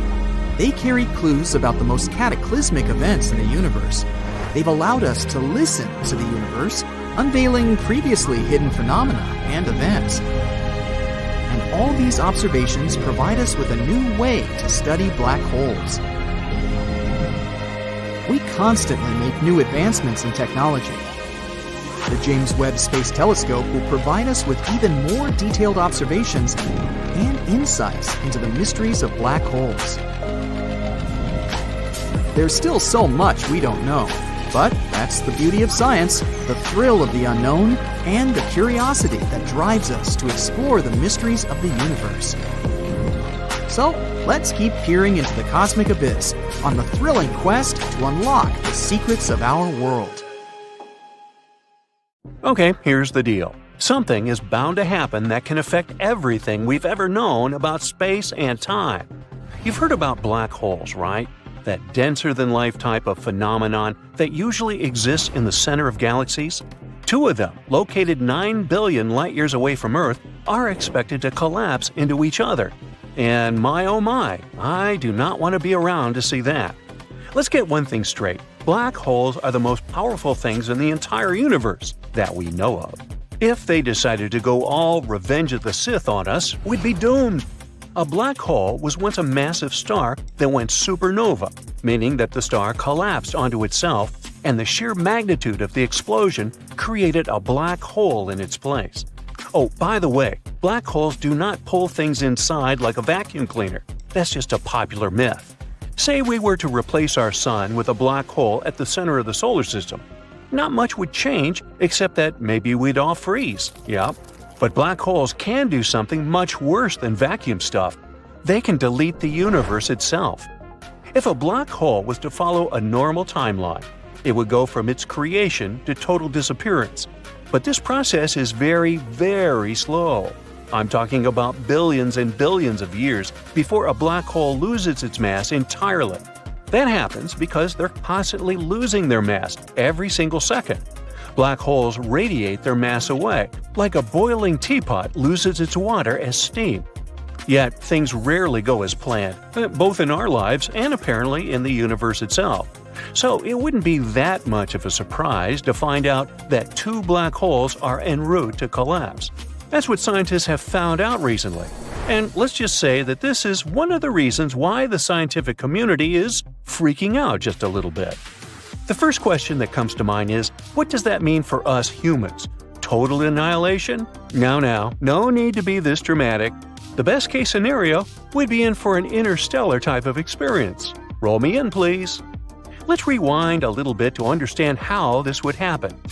45 years ago, a group of scientists began noticing a weird behavior coming from a galaxy far, far away. The galaxy is found 9 billion light-years away, and its scientific name is a mouthful, but let's just call it Super Far Away Galaxy. You might be asking yourself, well, how did scientists observe this black hole so far away if it doesn't emit any light? Good question. That's because black holes gather disks of gas around them, and they emit some of this material into space. These jets can be detected from a distance of millions of light-years. Now, if these hot gas jets are directed towards space, then scientists give these black holes a special name, blazars. A particular blazar has been gaining worldwide attention recently. Long name, but let's just call it Andy. Imagine you're a scientist at Caltech and you're looking at a blazar in your radio telescope and you notice its strange behavior. Its brightness goes on and off, like the ticking of a clock. At first, you don't understand what's happening over there in a distant corner of the galaxy. But then, you realize there must be another black hole circling the first one. In other words, scientists discovered that Andy was being orbited by another blazar, Gomer. And the regularity of their twinkling can only mean they are close to a total collapse. It gets worse. Each of the two blazars is estimated to be a few 100 million times the mass of our Sun. Have you seen our Sun? It's huge. It's already 333,000 times the mass of our Earth. This means we're destined to face something out of our league. Now, this is not the first time scientists have detected something like this. In September 2015, the LIGO Observatory detected a collision of two black holes. Each of them was as heavy as 30 suns, and an equivalent of 3 solar masses was released once they crashed into each other. And guess what? This gravitational wave passed through Earth at the speed of light, but we really weren't affected by it. Maybe you were sleeping and felt something weird in the air, but nothing significant happened to us as a species or to our planet. But that's because the blast was weak. The thing is, the expected collision between Andy and Gomer will send unprecedented gravitational waves throughout galaxies, and they will reach the solar system. But what is this shock wave actually capable of doing? Well, it could stop our Sun from releasing gas for a few minutes, which means it would stop heating the solar system. So, let's say you were going about your summer day, and out of the blue, the atmosphere froze for a few seconds. Doesn't sound too nice, huh? But that's actually a better possibility than the next one. In one of the worst-case scenarios, a blast from the collision between Andy and Gomer could break bonds between atoms and make everything disintegrate. You, me, your cat, would all turn into flying particles floating in the vacuum of space. This may sound scary, but scientists say that an atom is made out of 99% empty space. This means that everyone on this Earth, all 8 billion of us, and everything that exists, planets, objects, animals, are all made up of 99% empty space. So perhaps all that Andy and Gomer would do is separate all of our atoms and desolidify us. Then again, the blast could mess with the fabric of space and time as we know it.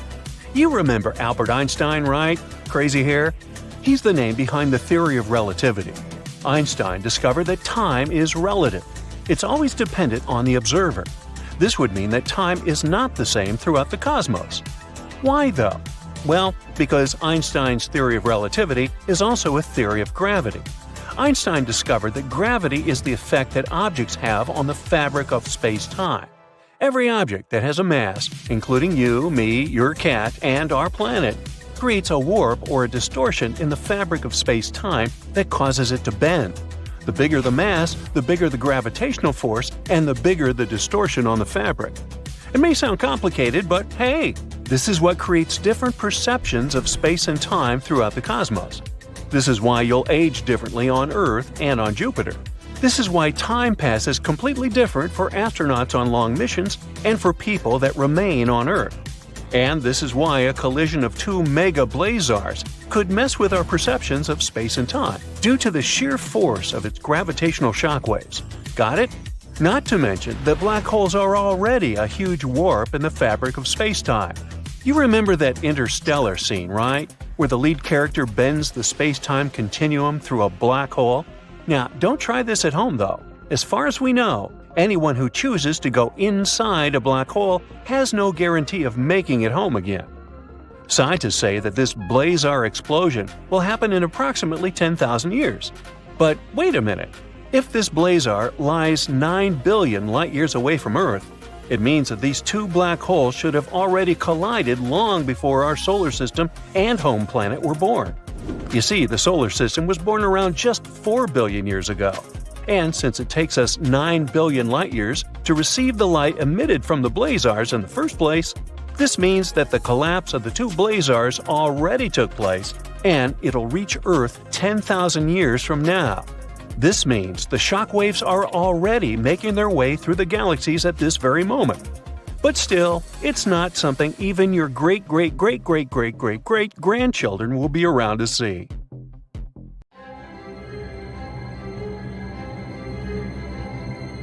To see one of the most significant astronomical events of all time, we go to South America.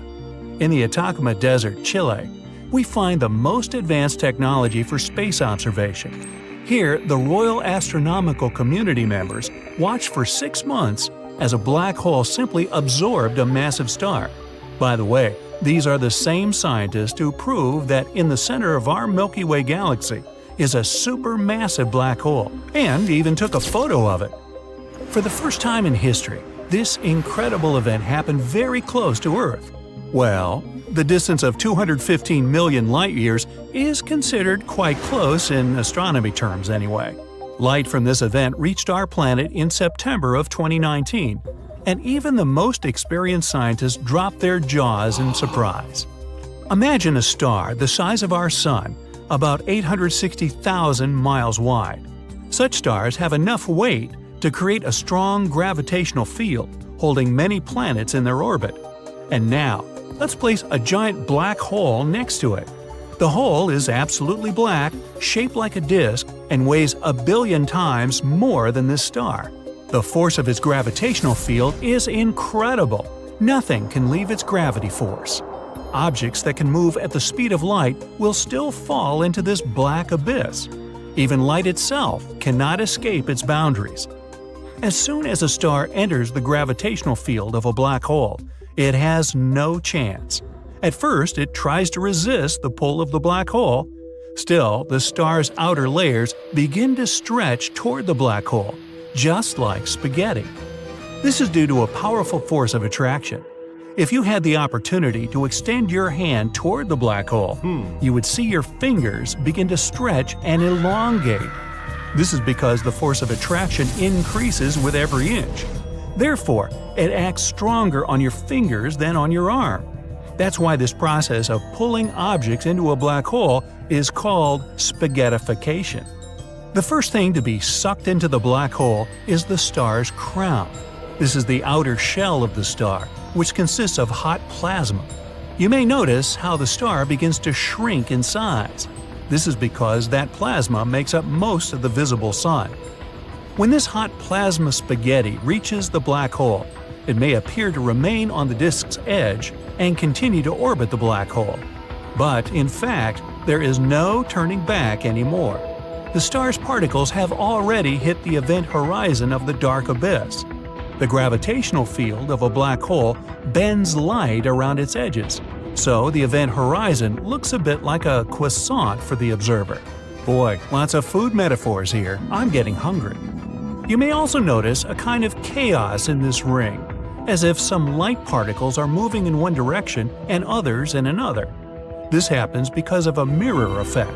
But you can be sure that whatever reaches the event horizon will, sooner or later, be pulled into the singularity, or the black pearl of the black hole.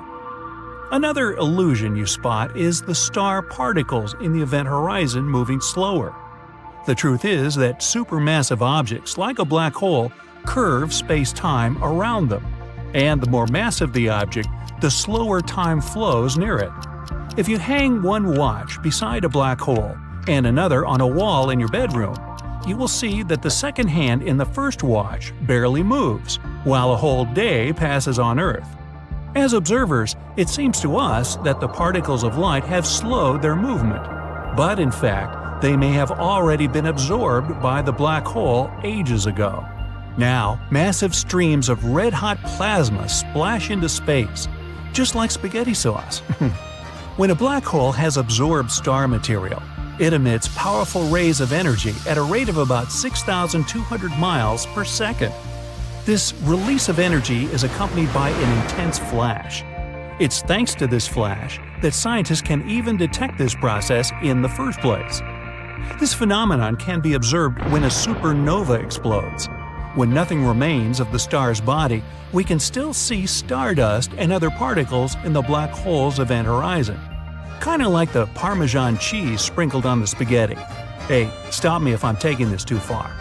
When the process of spaghettification is completed, about half of the star's weight has been thrown into outer space as dust and glowing particles. The other half was entirely absorbed by the black hole. The scientists observed this process for almost 6 months. But what would be more interesting is to dive into a black hole yourself. Well, we can't do that yet, but we can simulate this process. Here's a little drone, our metal friend, kinda like a meatball. No, I haven't had lunch yet. Right now, it's at a safe distance from the black hole, the length of about 3 widths of the event horizon. Objects at this distance can orbit the black hole safely. A little closer, and it'll be swallowed up by a dark infinity. So, our destroyed star could have safely existed at this distance. Moreover, planets can live at this distance. And if there is a suitable source of light and heat somewhere nearby, life can exist on these planets too. But our goal is the singularity, and we guide the the drone, closer to the event horizon. After a few minutes, the force of attraction begins to strengthen, and the drone starts to stretch like spaghetti. When it begins spinning around the black disk, it means it has reached the event horizon and has started its descent into the black abyss.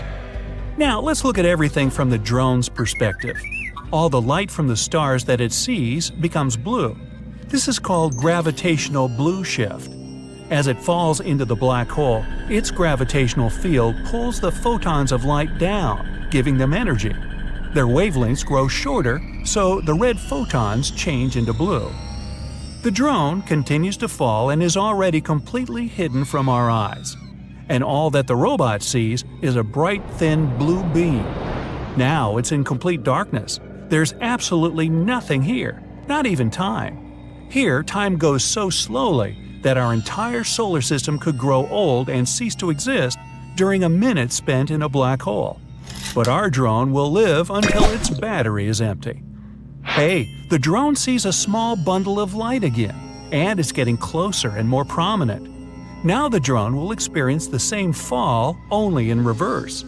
Once the drone leaves the singularity, the heart of the black hole, it will be on the event horizon once again. The light from the stars gradually changes from blue to red. Then the drone is thrown into outer space, perhaps in some faraway galaxy. Well, returning from a black hole is just a theory. Some people think that black holes are a kind of wormhole that can lead us to distant places in space. But so far, these theories are considered fiction. Black holes are quite challenging to detect. The problem is they are, well, black, just like space. They don't emit light like stars, so they can only be detected by gravity anomalies. Despite this, scientists believe there are a vast numbers of black holes in our universe.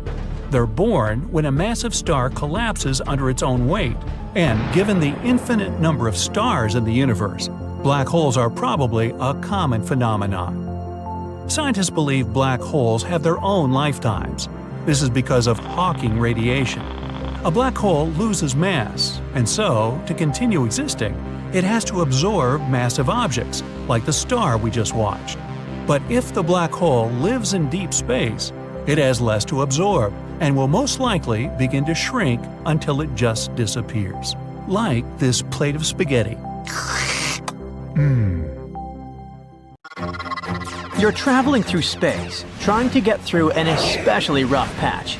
You gotta dodge asteroids, space debris, wandering black holes. Now, it's not an episode of a sci-fi series, at least not completely. For the first time ever, astronomers have found a black hole that's completely alone, drifting through space with no stars or planets nearby. This black hole is about 5,000 light-years away from us in our own Milky Way galaxy. Do we need to look for a hero with superpowers to save Earth? First things first, a black hole is a place in space where gravity pulls so much that nothing, not even light, can get out of this region. The gravity is so strong there because a huge amount of matter is squeezed into a tiny space. Supermassive black holes, hundreds of thousands to billions of times the mass of our Sun, are often found at the centers of galaxies. Most of them stay put or move at a very, very slow pace. But the newly discovered black hole is much weirder than anything we've seen before. First of all, it tries to avoid commitment. It's lonely, with no companion star or home galaxy. An even stranger thing is that it's zooming through space at a speed of 31 miles per second. What might be the reason for this speedy cosmic journey? Let's look at the following imaginary scenario. One day, a really massive star exploded in a supernova. It was the very star that formed our black hole. The resulting blast gave the new black hole a massive kick and sent it flying through the galaxy, starting its unbelievable voyage. Now, it's only one of a few possible explanations, but it sounds quite plausible. I bet you can't help but think, what if this wandering black hole decides to visit our solar system? Are we doomed? Scientists tell you to relax and breathe out. This black hole is very far away, and your chances of ever encountering it are infinitesimal, if any. Plus, this black hole is totally quiet and dark at the moment. One day, it might wake up and start glowing. It'll happen if it begins to eat something. In the near future, powerful new telescopes may find many more wandering black holes like this one. Usually, black holes are super hard to find because they don't give off any light. You can only detect them when they're eating nearby matter. That makes them glow brightly. Or when they have a companion star. In this case, it moves in a strange way, which gives away the presence of a black hole. But this newly discovered black hole is lonely, totally by itself. There's no glowing, no companion star moving hectically. So, how did scientists spot our cosmic wanderer? They used something called gravitational microlensing. That's when the black hole's gravity bends and magnifies the light from a star located behind it, kind of like using a magnifying glass, hence the name.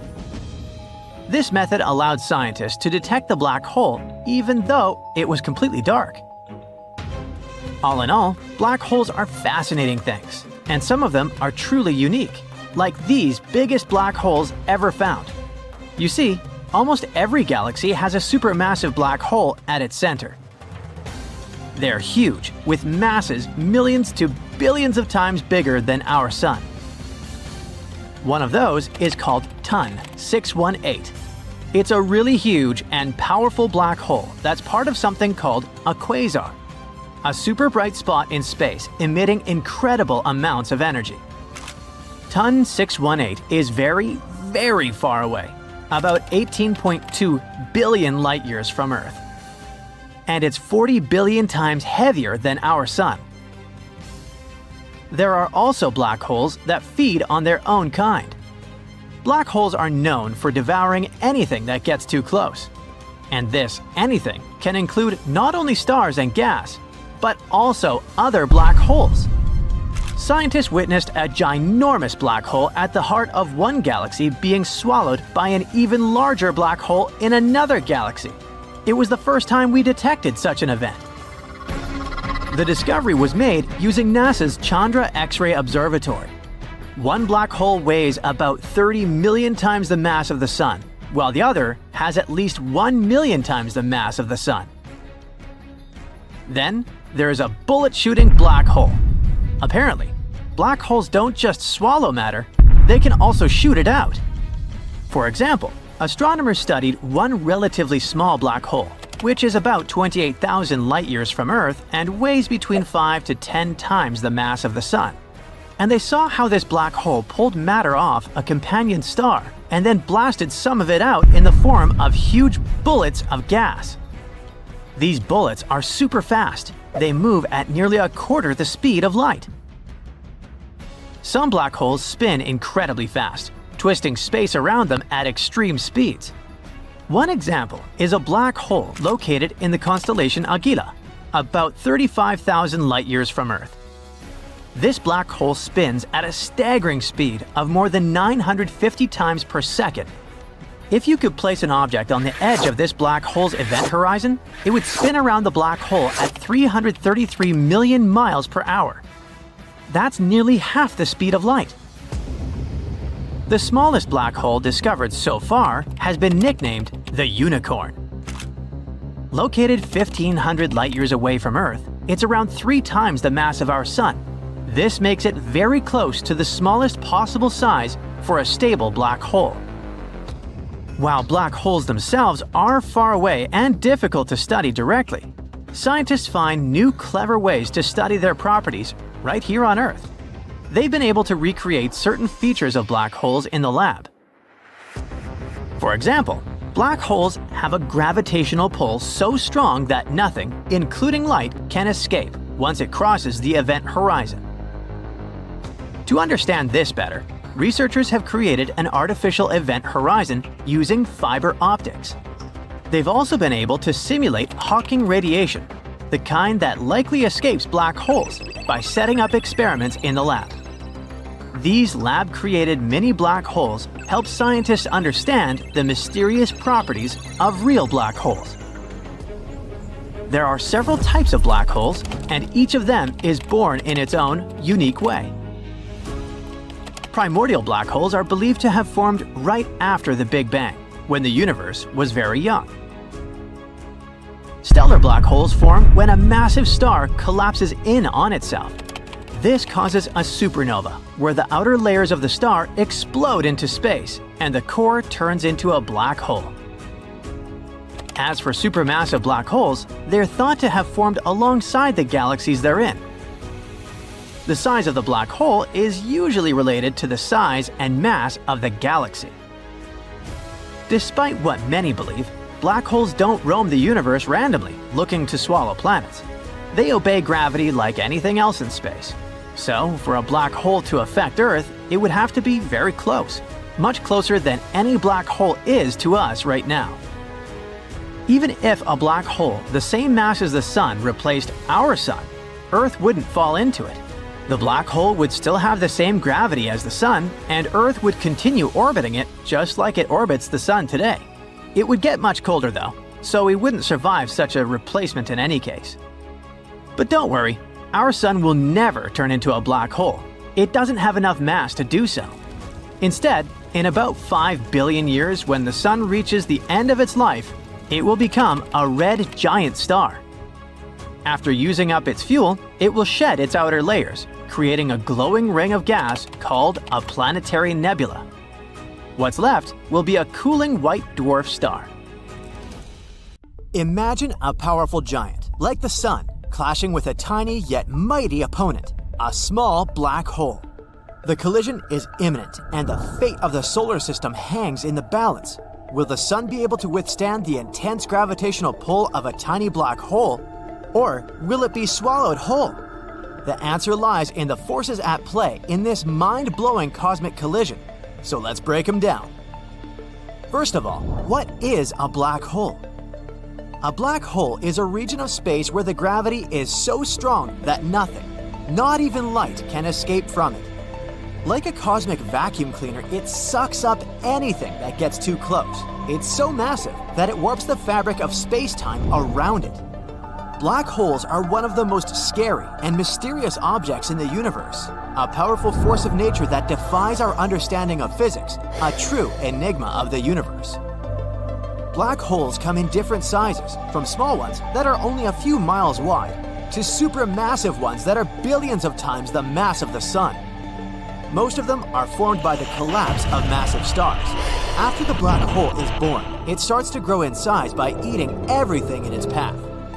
And if two or more black holes collide with each other, they can merge into one enormous cosmic monster in a terrifying dance.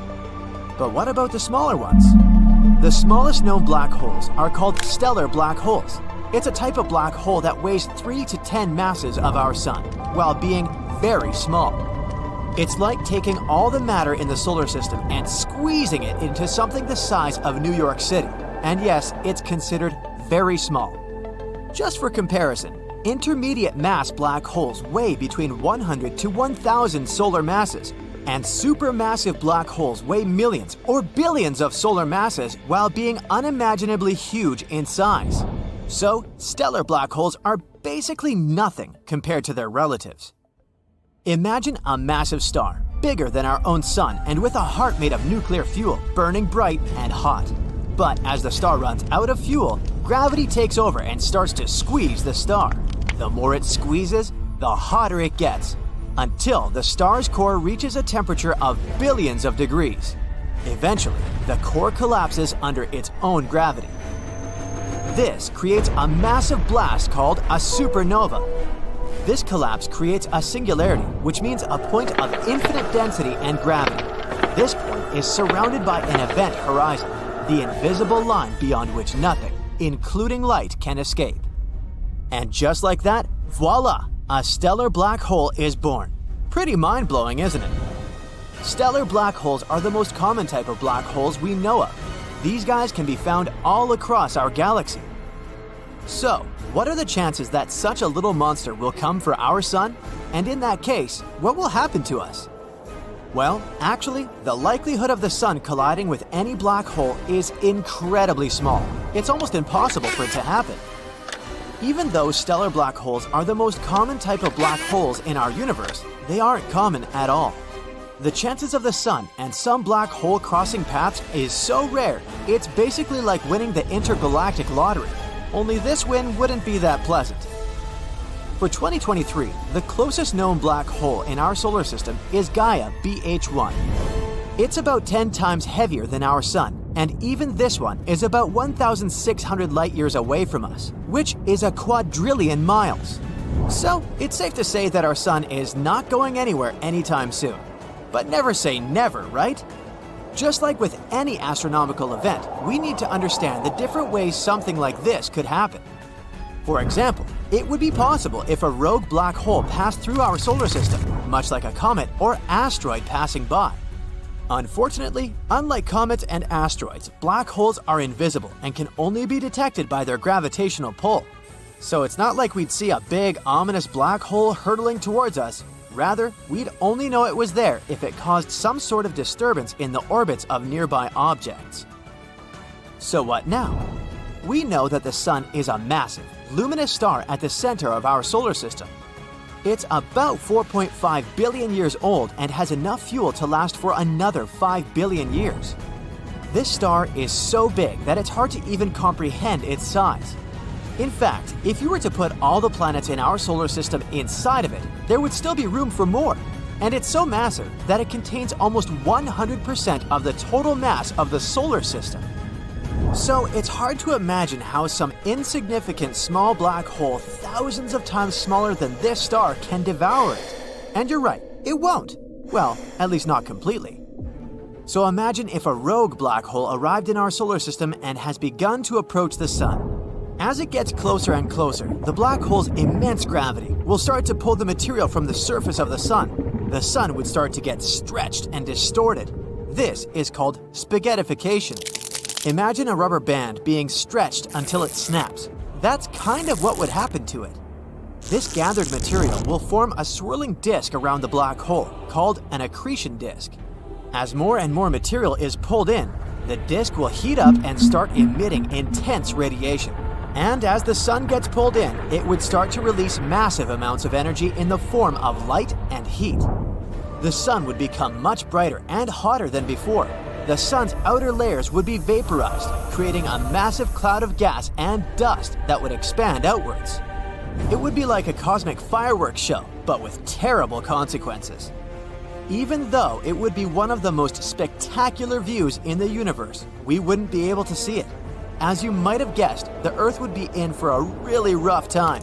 The intense radiation and solar material would cause massive wildfires, and the intense heat would vaporize the oceans. The Earth would be bathed in a constant stream of high-energy particles, and the atmosphere would be ionized. In short, the chances of any life surviving would be close to zero.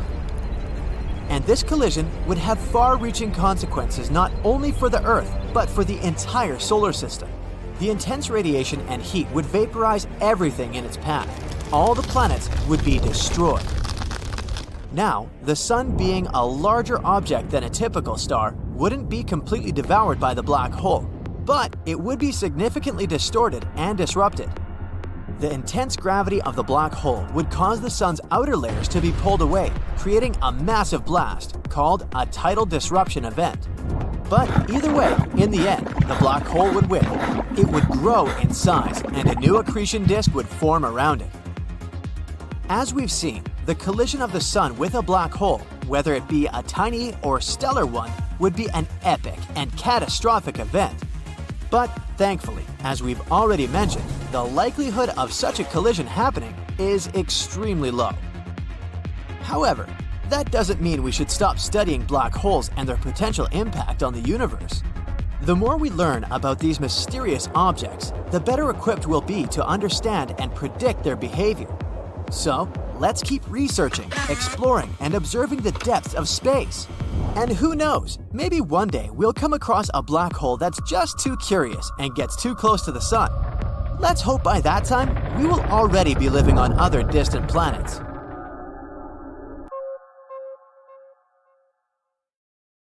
Black holes are massive, the densest objects in the universe. They have such a great mass that their gravitational pull doesn't let anything, even light, escape their clutches. But in this terrifying world of black holes, there are monsters that are in a league of their own.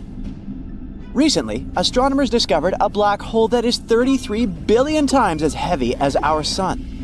This space giant sits at the center of a supergiant elliptical galaxy called Abell 1201, which is located 2.7 billion light-years away from our planet. This black hole is so large it was given a rare designation, an ultra-massive black hole. No wonder. It's more than 8,000 times heavier than the supermassive black hole at the center of our home Milky Way galaxy. This ultramassive black hole was the first one to be discovered with the help of gravitational lensing. This method is based on the fact that very massive objects such as galaxies bend the light from a more distant object, magnifying it. A great thing about this method of research is that it allows astronomers to study inactive black holes too. It could help us detect loads of new black holes beyond our universe. That's what the area surrounding our galaxy is called. Probably it would help us find some exotic objects we've never seen before. Now, let's speak about another awesome instrument that efficiently helps us explore space, the James Webb Space Telescope. When it stares at young galaxies, which would look like mere red specks to you, it sees an astonishing number of cyclones churning at their centers. Those are black holes. Interestingly, giant black holes were believed to be big players in early cosmic history. But James Webb regularly finds an unexpected number of these beasts. For example, using the telescope, astronomers have detected a supermassive black hole from when our universe was less than 600 million years old. In universe terms, it's just a baby. This is the most distant actively feeding supermassive black hole ever observed. It's located at the heart of its host galaxy called Sears 1019. The black hole is surprisingly small and not massive at all. It's actually one of the smallest found in the early universe. It's equal to approximately 9 million suns. It might sound like a lot, but in reality, supermassive black holes tend to grow to billions of times the mass of our star. There's another unusual thing about this find, and scientists are having a hard time trying to explain it.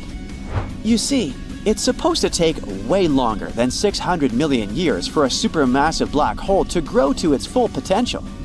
The development happens when a black hole either feasts on surrounding matter or merges with a larger black hole. Even black holes similar to the one at the center of our Milky Way galaxy, which is almost 4.3 million times the mass of our Sun, are supposed to be seen in the more recent universe. Actually, scientists have long suspected that supermassive black holes probably existed in the early universe. But this theory has been proven only thanks to the JWST and its infrared eye. It's shown that the black hole Sears 1019 is actively munching on all the matter it can lay its hands on. Such feeding black holes are usually surrounded by swirls of gas and dust, falling inside them, called accretion disks.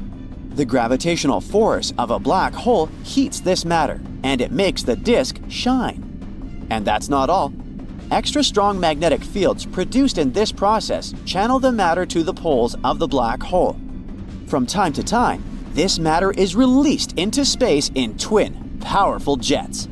They move at a speed that is close to the speed of light, which generates incredibly bright light. Astronomers were watching the galaxy hosting the unusual old black hole as part of the Cosmic Evolution Early Release Since survey. They saw the galaxy as it was when our 13.8 billion-year-old universe was just 570 million years old. Besides the super old black hole, scientists spotted two other ones. Those probably appeared 1 and 1.1 billion years after the Big Bang. They also discovered 11 ancient galaxies that existed between 470 and 675 million years after the beginning of cosmic history. Now, how about having a look at the biggest black holes astronomers have found so far and finding out what would happen to Earth if one of them was to enter the solar system? NGC 6166 is a monster that has grown to have a mass of 30 billion solar masses. It's an elliptical galaxy that has an active nucleus at the center. It's also one of the most luminous sources of X-rays. The galaxy's supermassive black hole powers two symmetric radio jets in the opposite direction, which is the result of the infall of gas into its center. Another peculiar thing about NGC 6166 is that it shows a blue shift, which means it's moving towards us. Is it time to pack up and move out of our solar system? The next supermassive black hole is located in the constellation of Draco, approximately 10.4 gigalight-years from us. The mass of this supergiant is more than 30 billion solar masses. Besides being incredibly massive, the black hole is also really big. If it replaced our Sun, the diameter of this hole would extend to the orbit of Pluto. The next black hole is one of the most interesting on our list. It has a mass of 40 billion solar masses and is actually a blazar. It's the most energetic of all quasars, super bright distant objects. The blazar's luminosity is 300 trillion times that of the Sun, and more than 25,000 times as great as the luminosity of all 100 to 400 billion stars of the Milky Way galaxy combined. But since the distance to this quasar is about 12.1 billion light-years, we can't see it directly. But we know that the central black hole of the quasar consumes huge amounts of matter. About 4,000 solar masses of material every year. IC 1101 is a supergiant elliptical galaxy. It's the most massive known galaxy so far. Since this galaxy is elliptical, it isn't filled with gas. That's why the star formation in that region is very low. As for the black hole at the center of this galaxy, it lies in the mass range of 40 to 100 billion solar masses and emits clear radio signals. But wait for this champion. Astronomers have discovered a gravitational space wonder that has grown to really unimaginable proportions. The black hole I'm talking about is TON 618. and it's a mind-boggling 66 billion solar masses. Yep, we've got another ultra-massive black hole here. Imagine gathering all the stars in our home Milky Way galaxy and squishing the matter they're made of into one black hole. And it still won't be enough to create a ton 618. If this monster of a black hole replaced the Sun, its radius would be more than 40 times the size of Neptune's orbit.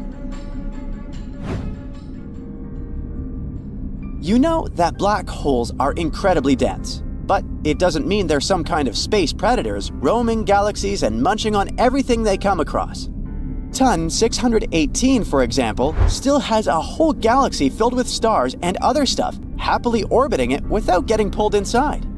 So the perception of black holes as giant vacuum cleaners is wrong. In reality, it's incredibly hard to grow a black hole.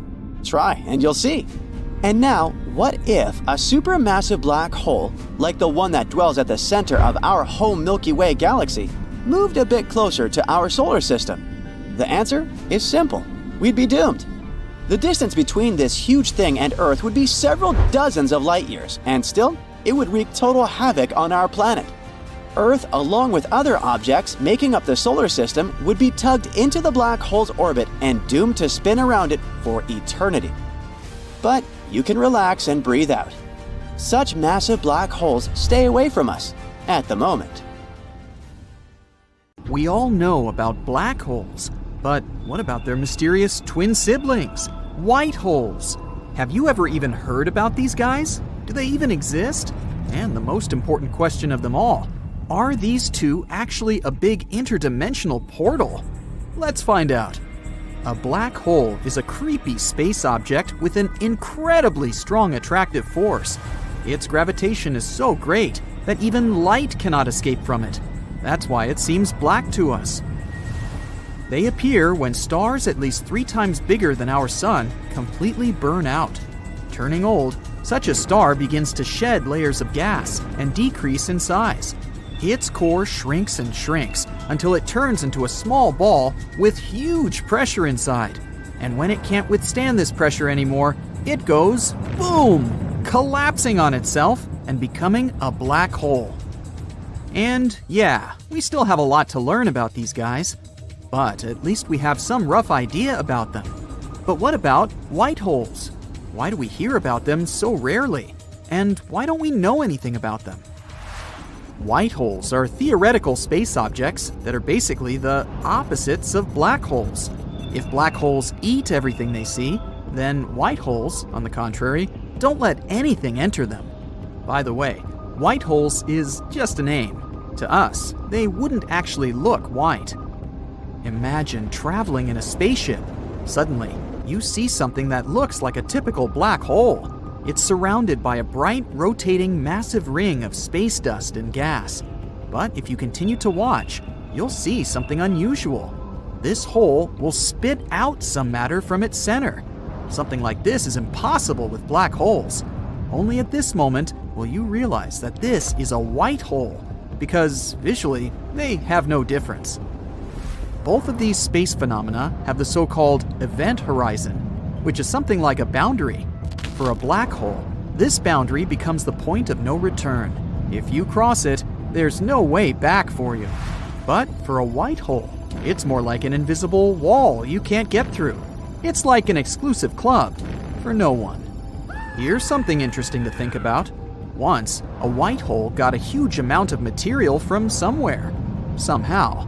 But then, it stopped absorbing this material and started spitting it out. So that means that it spits out remnants of the past. But what exactly is this past? Can a white hole spit out something that once existed and has long disappeared? Can these things somehow affect our world? This thought may be a little worrying, but you can relax. The thing is, we haven't discovered even a single white hole yet. It may be because we have very little actual knowledge about space. In the 20th century, Albert Einstein and his general theory of relativity hit physics like a tsunami. He discovered something incredible, that gravity, as an invisible almighty force, is able to bend space and time. This discovery was a real breakthrough. That's when scientists first suggested the existence of black holes. But it took them more than 40 years to understand these space objects, or even prove their existence. Only recently did we receive the first photo of a black hole located in the center of the galaxy M87.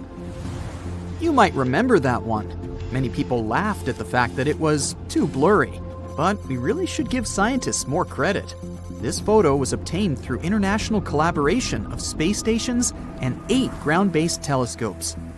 So basically, we needed a huge amount of effort and resources to get even small proof of the existence of black holes. No wonder we still haven't discovered their twins. But on the other hand, many scientists now think that white holes may not even exist. For a long time, they were a logical conclusion of the theory of relativity. If black holes exist, why shouldn't white holes appear in the universe? But recently, scientists have begun to question if white holes are even possible. We know how black holes are born, but for a white hole to appear, this whole process needs to be reversed, which doesn't make a lot of sense. We can take an egg and turn it into an omelet, but how do we turn an omelet back into a whole egg? That's not only about food. At first, everything in the universe has some clear, definite shape, and then, over time, it becomes more and more chaotic. This is one of the universe's statistical laws.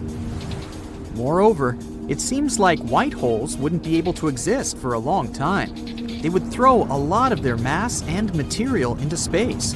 All this would gather and gather around them, until, eventually, a white hole would collapse and form another black hole. What a weird cycle. But this is what this process looks like if you use common sense. But we all know that the universe is way too cool for our small, simple brains. There are so many things in it that don't make any sense, but they still exist. Some physicists are trying to bring white holes back from scientific oblivion. Their main argument begins with the question, what happens with things that enter a black hole? They can't just disappear into nowhere. According to physics, no matter in the universe can simply turn into nothing. It never disappears. It just changes. So what happens inside a black hole? What happens to a black hole itself when its lifespan expires? And how is a white hole born? As you've probably guessed, these questions may all have one answer. The two holes must be interconnected, and they may even be some sort of portal.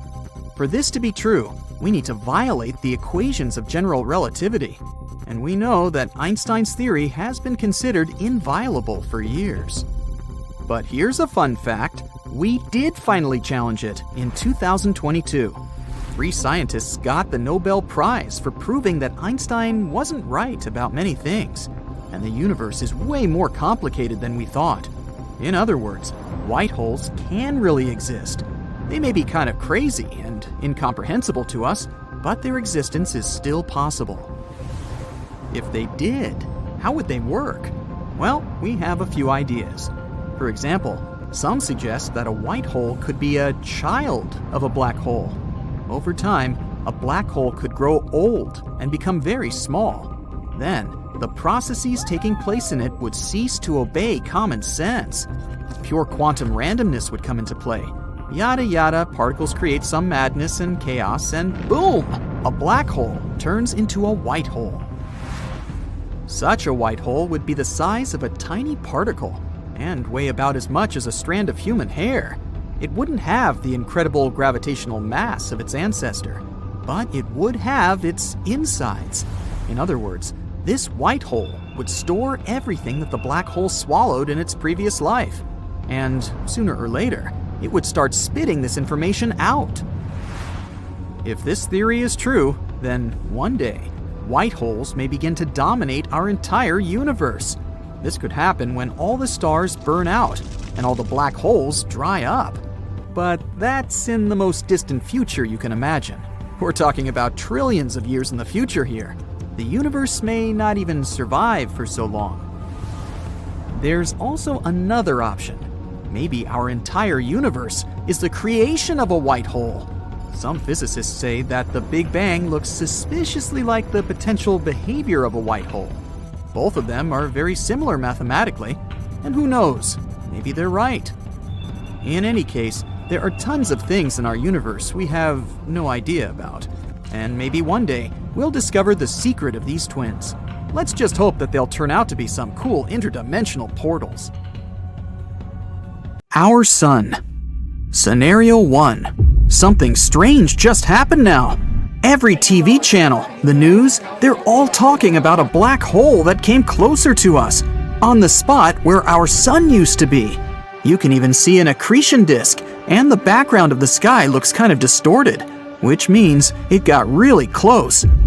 Normally, black holes are so far away that we can't see them with the unaided eye. You can't even see them with a telescope directly.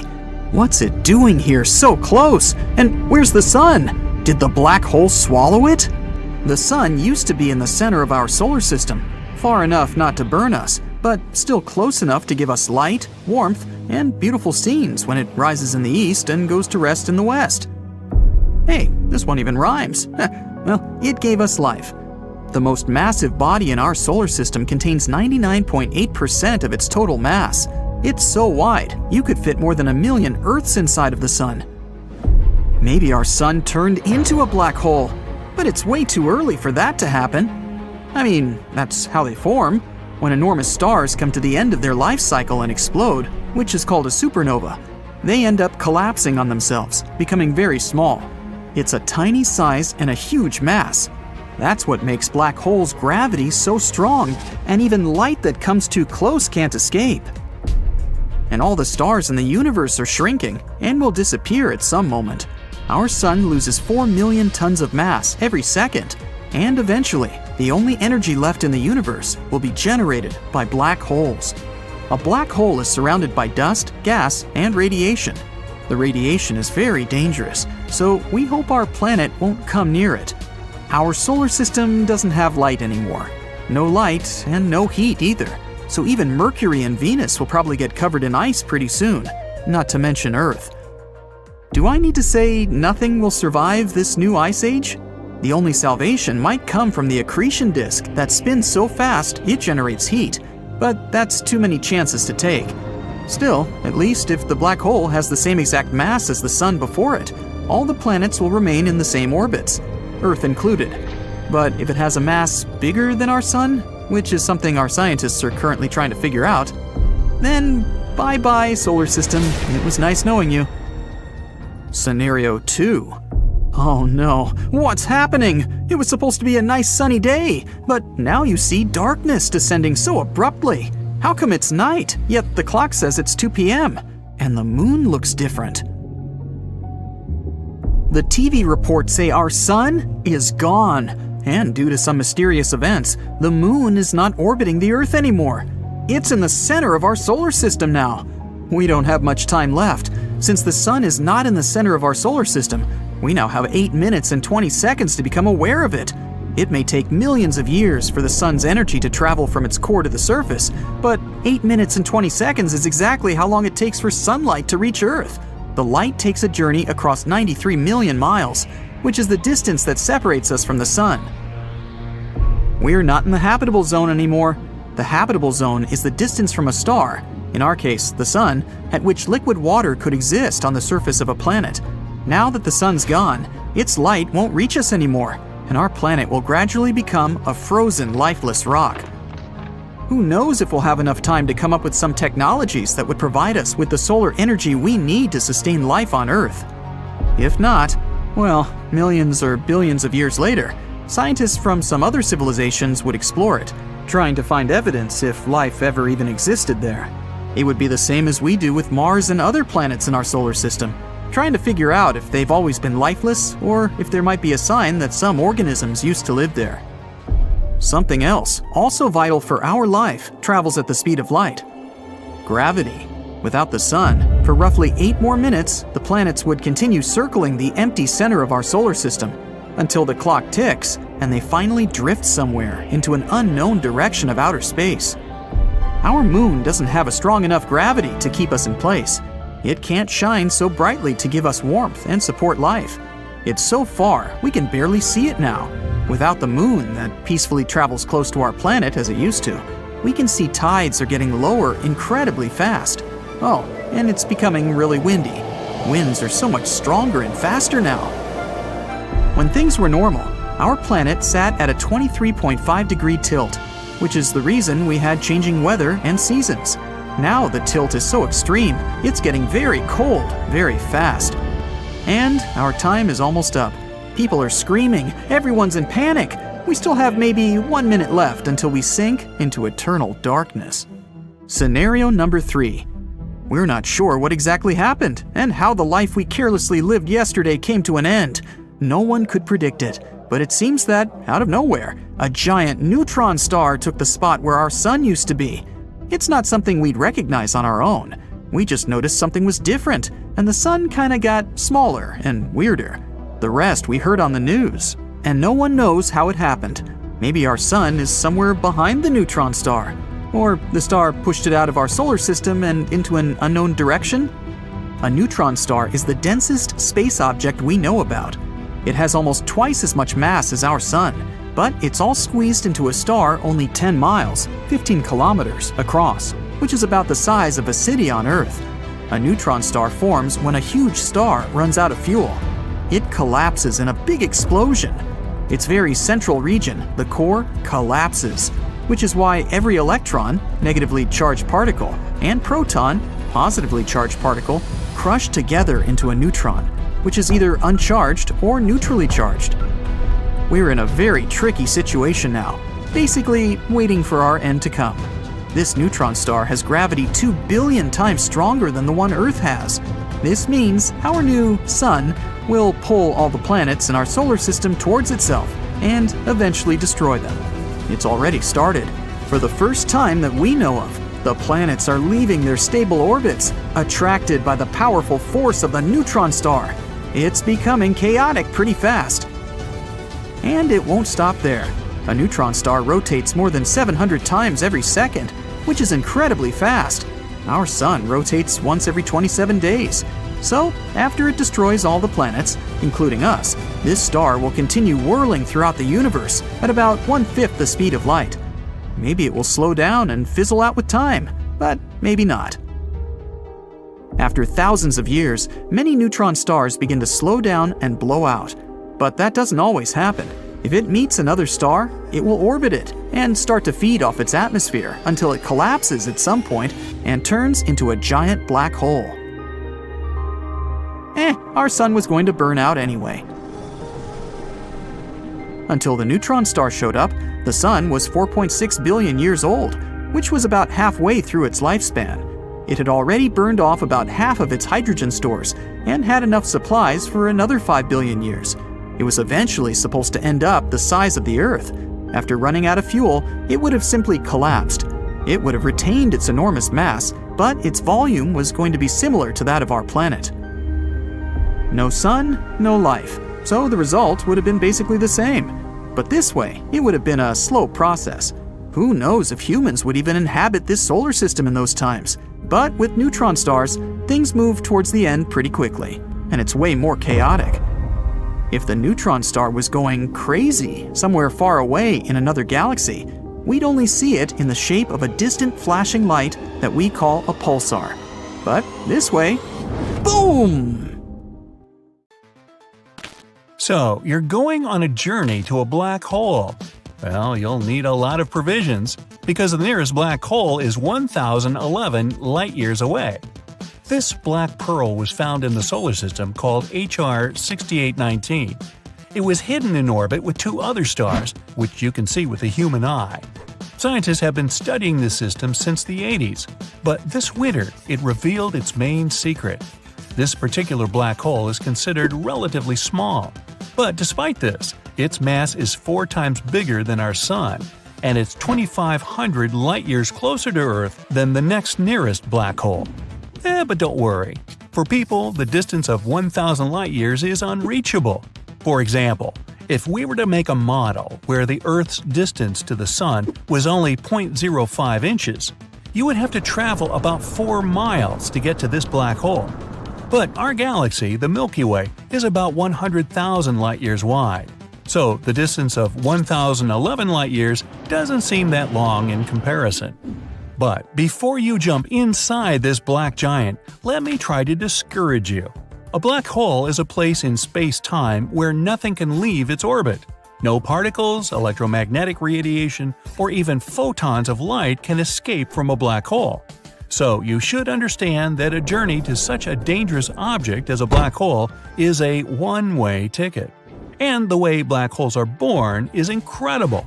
When a star runs out of fuel, the star collapses under its own weight and becomes a black hole, like the supermassive black hole in the Messier 87 galaxy. Its mass is 7 billion times bigger than the Sun, and it was discovered by the Event Horizon Telescope in April 2019. Okay, good. I see you've already bought a ticket for a faster-than-light spaceship. Since there's no refunds, and you don't want to lose the money, it's time to get ready for the trip.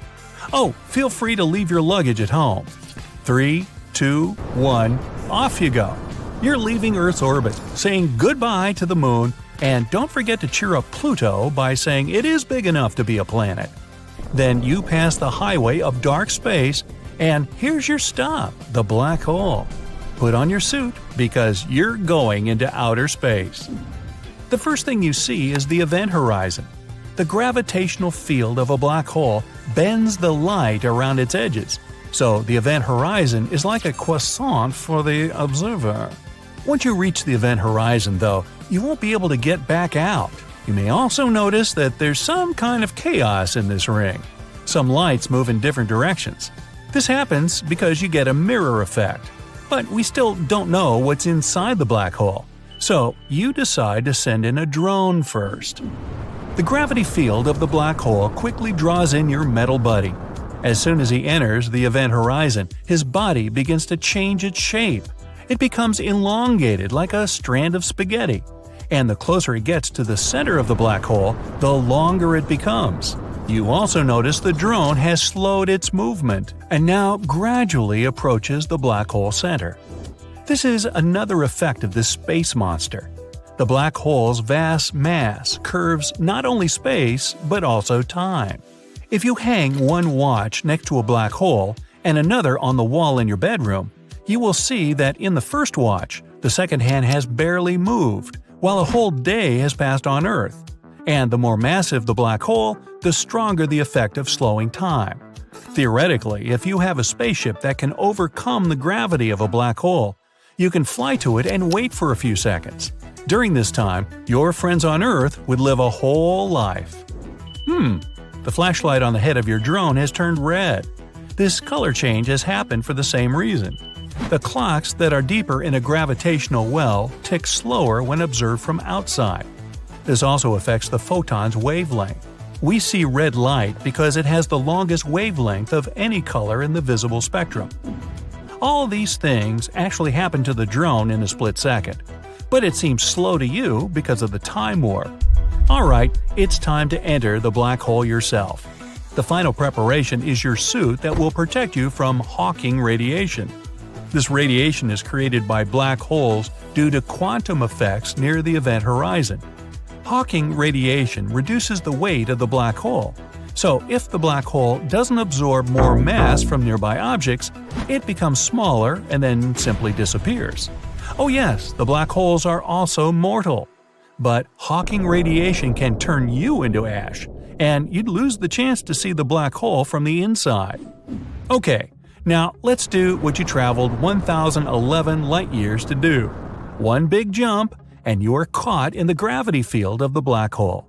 This is the point of no return, but your distance allows you to set a stable orbit so that you can spin around the black hole like the moon around the Earth. A little higher, and you'll be thrown into infinity.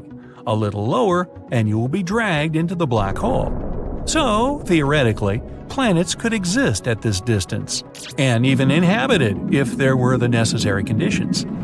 A couple of minutes later, and you are approaching the event horizon. Oh, look down. Your body is so long. You are now spaghetti yourself. Look around you. The stars are turning blue. This is called gravitational blue shift.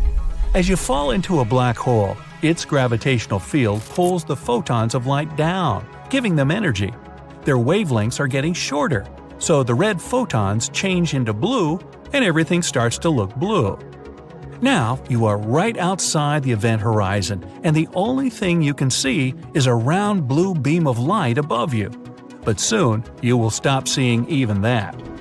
So you've survived the strong gravitational field of a black hole, and the Hawking radiation didn't burn you to ash.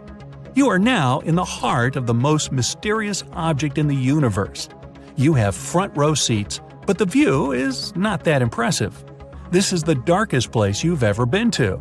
Even the usual laws of physics just stop working here. Theoretically, time goes by so slowly here that your home planet could no longer exist, and a new black hole could appear in place of our Sun, but you will live exactly as long as there's enough oxygen in your suit. But what if this cosmic object is actually a wormhole that leads to another place in the universe? This is a popular theory, but scientists still can't confirm it. But if it is true, then after a while, you'll see a blue light again. Now you'll experience the same fall, only in reverse. Once you leave the singularity, which means the black hole's heart, you will be in the event horizon. The light from the stars gradually changes from blue to red. You can feel the shaking and warmth from the Hawking radiation. But then you are thrown into outer space, perhaps in some faraway galaxy. No one knows what will happen next. Are you in contact with an unknown life form? Or will the conditions there be intolerable for a human being? Or maybe you will not go to another place in space, but to a parallel universe. This theory also exists. According to it, black holes are portals to other dimensions. Simply put, there are endless copies of our universe. Every time you were faced with a choice, your twin from another universe chose something else. But let's leave that to fantastic movies. Right now, the journey into a black hole is merely impossible for humanity. We can't even reach the nearest one. But one day, we will learn more about these space objects' nature.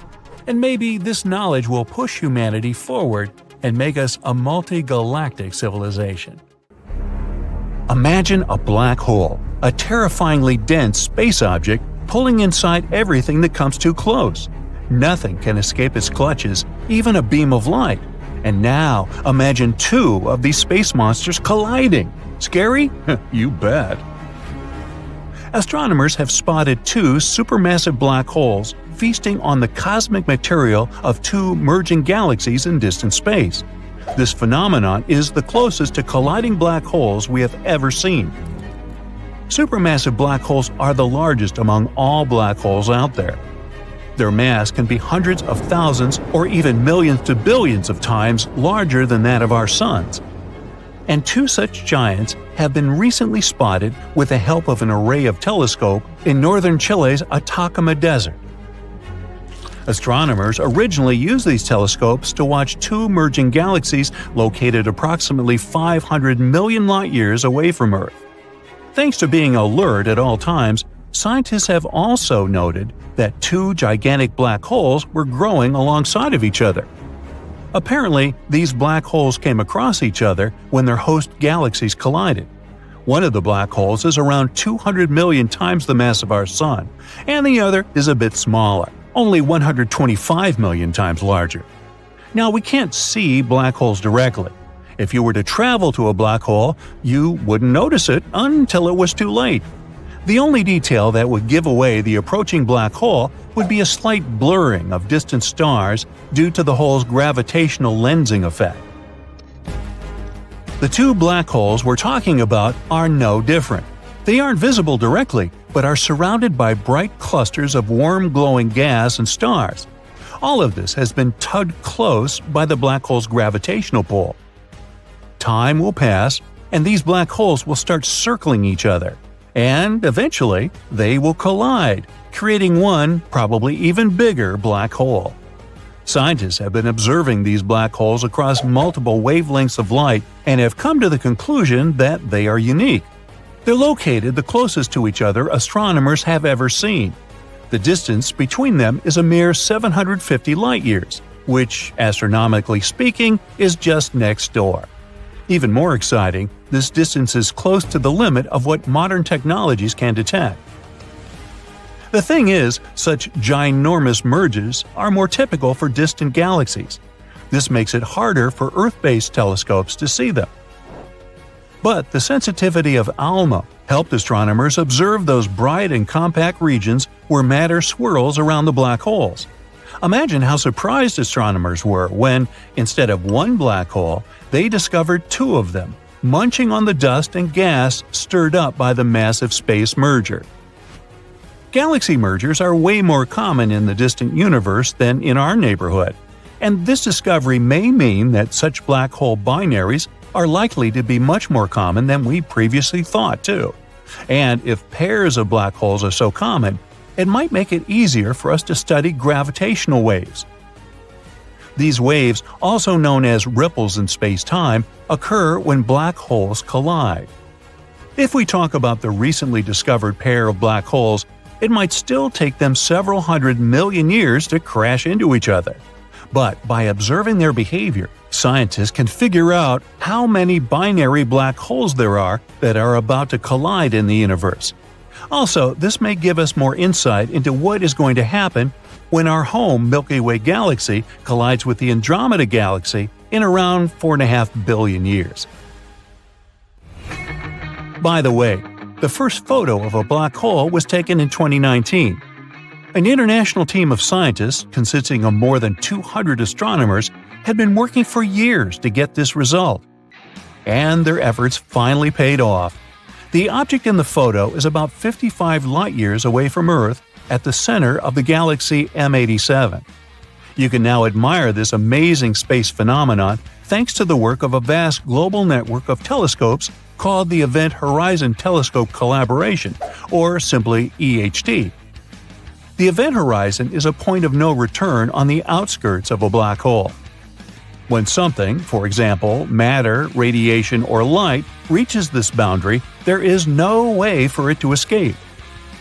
To capture the very first image of a black hole, scientists created a virtual telescope that turned out as big as our planet by combining the power of 8 radio telescopes.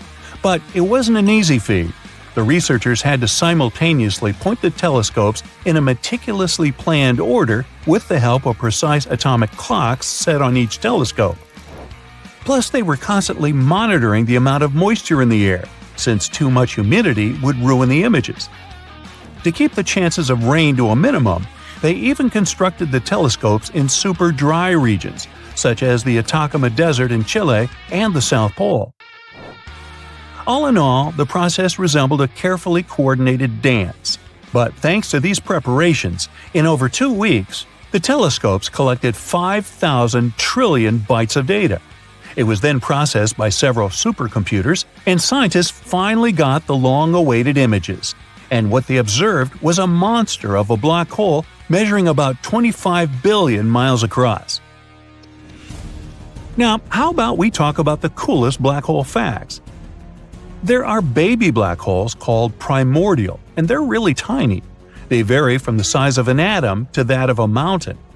There is a theory that galaxies get formed around black holes. This means that when a large star explodes, a black hole appears in its place, and then the rest of the galaxy just forms around it. There is a supermassive black hole right in the middle of the Milky Way galaxy. Its name is Sagittarius A star, and it's 4 million times as heavy as the Sun. And nope, we're not going to be pulled into this hole. It's more than 26,000 light-years away from Earth, and that's too far for this monster to have any influence on our planet. Besides Sagittarius A star, there are 100 million medium-sized black holes in our galaxy. And can you imagine how many black holes in total there are in all 100 billion galaxies that exist out there? You do the math. If you ever find yourself near a black hole, be ready that time will slow down significantly. It may work for you if you aren't so eager to grow older. Just don't let yourself be tugged into the event horizon. Whoops, bye-bye. Black holes aren't some hungry predators that roam the universe preying on poor, unsuspecting planets. They just gulp down the stuff that ends up too close to them. On top of that, they sometimes fling out spitballs the size of a planet. How does this matter escape the pull of black holes? Well, typically, it manages to slip away before going past the point of no return. In fact, with Sagittarius A star, we should be worried not about its gravitational pull, but about the very spitballs. After all, the monster black hole hurls them in the direction of Earth at a speed of 20 million miles per hour. What if, one day, one of them reaches our planet? If you managed to squeeze Earth to the size of a cherry tomato, it would turn into a black hole. In fact, you could also become one if you agreed to be scaled down to an atom. South African astronomers have recently come across another head-scratching black hole mystery. In a region of distant space, they noticed that several black holes located in different galaxies aligned in the same direction. It looks as if their gas emissions have been synchronized by design. Nowadays, scientists can't explain why and how black holes, which are about 300 million light-years away from one another, can be acting in unison. It's a puzzlement. Now, scientists have a wild theory. What if our entire universe is actually inside a black hole? This is called the black hole cosmology. Some scientists have the idea that our observable universe and everything we see around us might be tucked inside a black hole, which exists inside another parent universe or even multiverse. And then this multiverse could be part of a bigger one, and so on, kind of like a stacking doll. Sounds like pure science fiction, but this is based on some curious facts. When scientists create the timeline of our world, they say that everything started from a singularity. If you kept squeezing a giant ball smaller and smaller, at some point it would get super dense before it crushed. Well, it's hard to imagine, but in space, it's possible to squeeze a crazy amount of mass into a teeny tiny point. This point is called a singularity. The matter gets crushed into an infinitely small space, less than an atom, and it holds all the same mass of everything, while taking basically no volume. Inside this singularity point, things get so intense that the normal rules of physics just stop working. Everything we know, time, space, matter, breaks down and can't be applied anymore. Basically, what happens from now on is beyond our understanding. So, scientists say that this was the starting point of our world. When the Big Bang happened, it's like this tiny dot with everything inside it expanded to everywhere. This started forming the universe as we know it. And here's the thing. Scientists assume that singularity also exists deep within black holes. General relativity says that a black hole is born when something really big, like a huge star, collapses under its own weight. Gravity gets stronger the bigger the mass is. With a mass of a huge star, tens of times bigger than our Sun, this tiny point would have an unbelievable gravity. It's why it starts sucking in all the stuff around it and curves the fabric of space-time so much it looks like a hole in space. And this would be the center of a black hole. It's a dot where all these things fall into and get crushed into an infinitely dense point. So, could our universe itself be just a little singularity dot inside a huge black hole inside of another universe? Well, that would be wild. So, it's not that easy to compress something so much that it literally warps space-time. You'd need to squeeze it like crazy. If you wanted to make a small black hole, like a human size, you'd need to shrink them down to the size of an atomic nucleus. If you want a black hole the size of a chickpea, you'd have to compress our entire planet to that. But our universe is 99% empty space. There are trillions of miles of just nothingness between the stars. If you were to pack all the matter in the universe together, the result would be surprisingly small. Everything around us, including galaxies, stars, planets, and dust, would only fill about 1 billion cubic light-years. It would be a cube about 1,000 light-years on each side. For comparison, our Milky Way alone is 100,000 light-years in size. That's how sparse the universe is. But at this density, it would also be very, very massive. The resulting mass would likely collapse into a black hole. And here's the wildest part. The resulting black hole would be roughly the same size as the universe itself. It would also have the same mass and energy, as well as the same average density. The size or radius of the black hole grows together with its mass. The more stuff it eats, the bigger it is. But the density works the other way around. The black hole gets less dense as it grows. For a size that big of our entire world, it would be pretty sparse as well. And it's not the only coincidence. We have this thing called the Hubble radius, also known as the cosmological event horizon. If we imagine our observable universe as a giant bubble, then think of its edge like the farthest part of the universe we can see. When you stand in a field and look around, trying to see as far as you can, your eyes will draw a circle. This is like that. There might be more beyond that point, but we'll never know. Beyond this horizon, the light from distant parts of the universe will never reach us. That's because light travels at a certain speed, and the space between us and those regions is expanding too quickly. It's like running towards something while super strong winds try to blow you away. Until we stay on Earth, we're cut off from those far-off corners forever. The black holes have something eerily similar called an event horizon, or the Schwarzschild radius. This is the point of no return.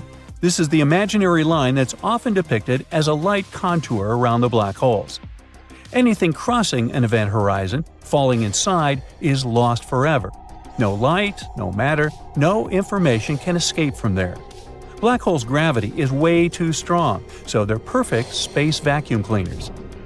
And as we mentioned before, if we create a black hole the size of the universe, they would have the same mass and the same event horizon radius. Now, while some scientists think this could just be random coincidences, others believe it's a clue that our universe might actually be inside a black hole. The theory also suggests that our universe might not be the only one. It could exist in one of many black holes scattered throughout a large multiverse. In this crazy model, each one of them, both in our world and our parent world, could lead to its own universe, with its own set of physical laws and structures. Now that would be some weird chain. There's this theory that says that universes could be born inside of black holes, sort of. It's called the Einstein-Cartan theory. This idea talks about singularity as well, but in a different way. It says that instead of collapsing into an infinitely dense dot, the matter might create a wormhole. This is like a tunnel through space and time.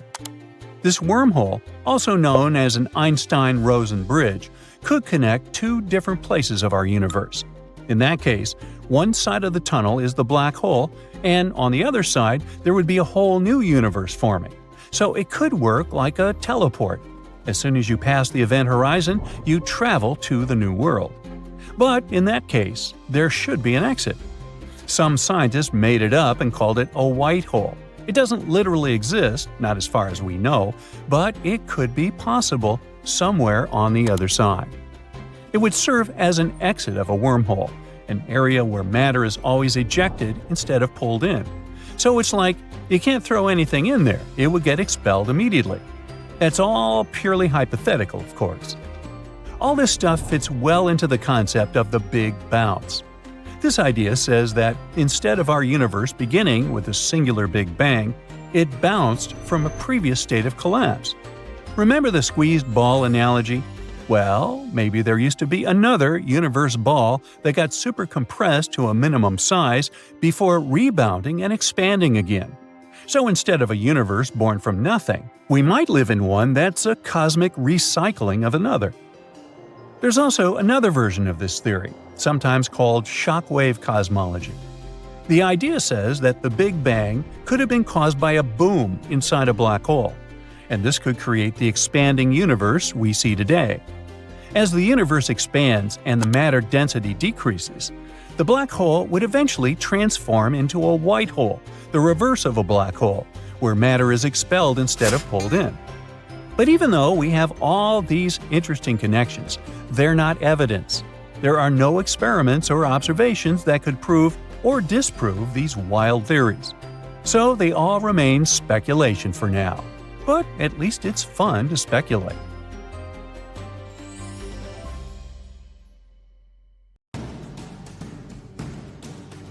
Black holes, the most terrifying, mysterious, and fascinating objects in the universe. Eternally hungry, They eat everything in their path and are constantly expanding. But how small and how big can a black hole be? Let's find out.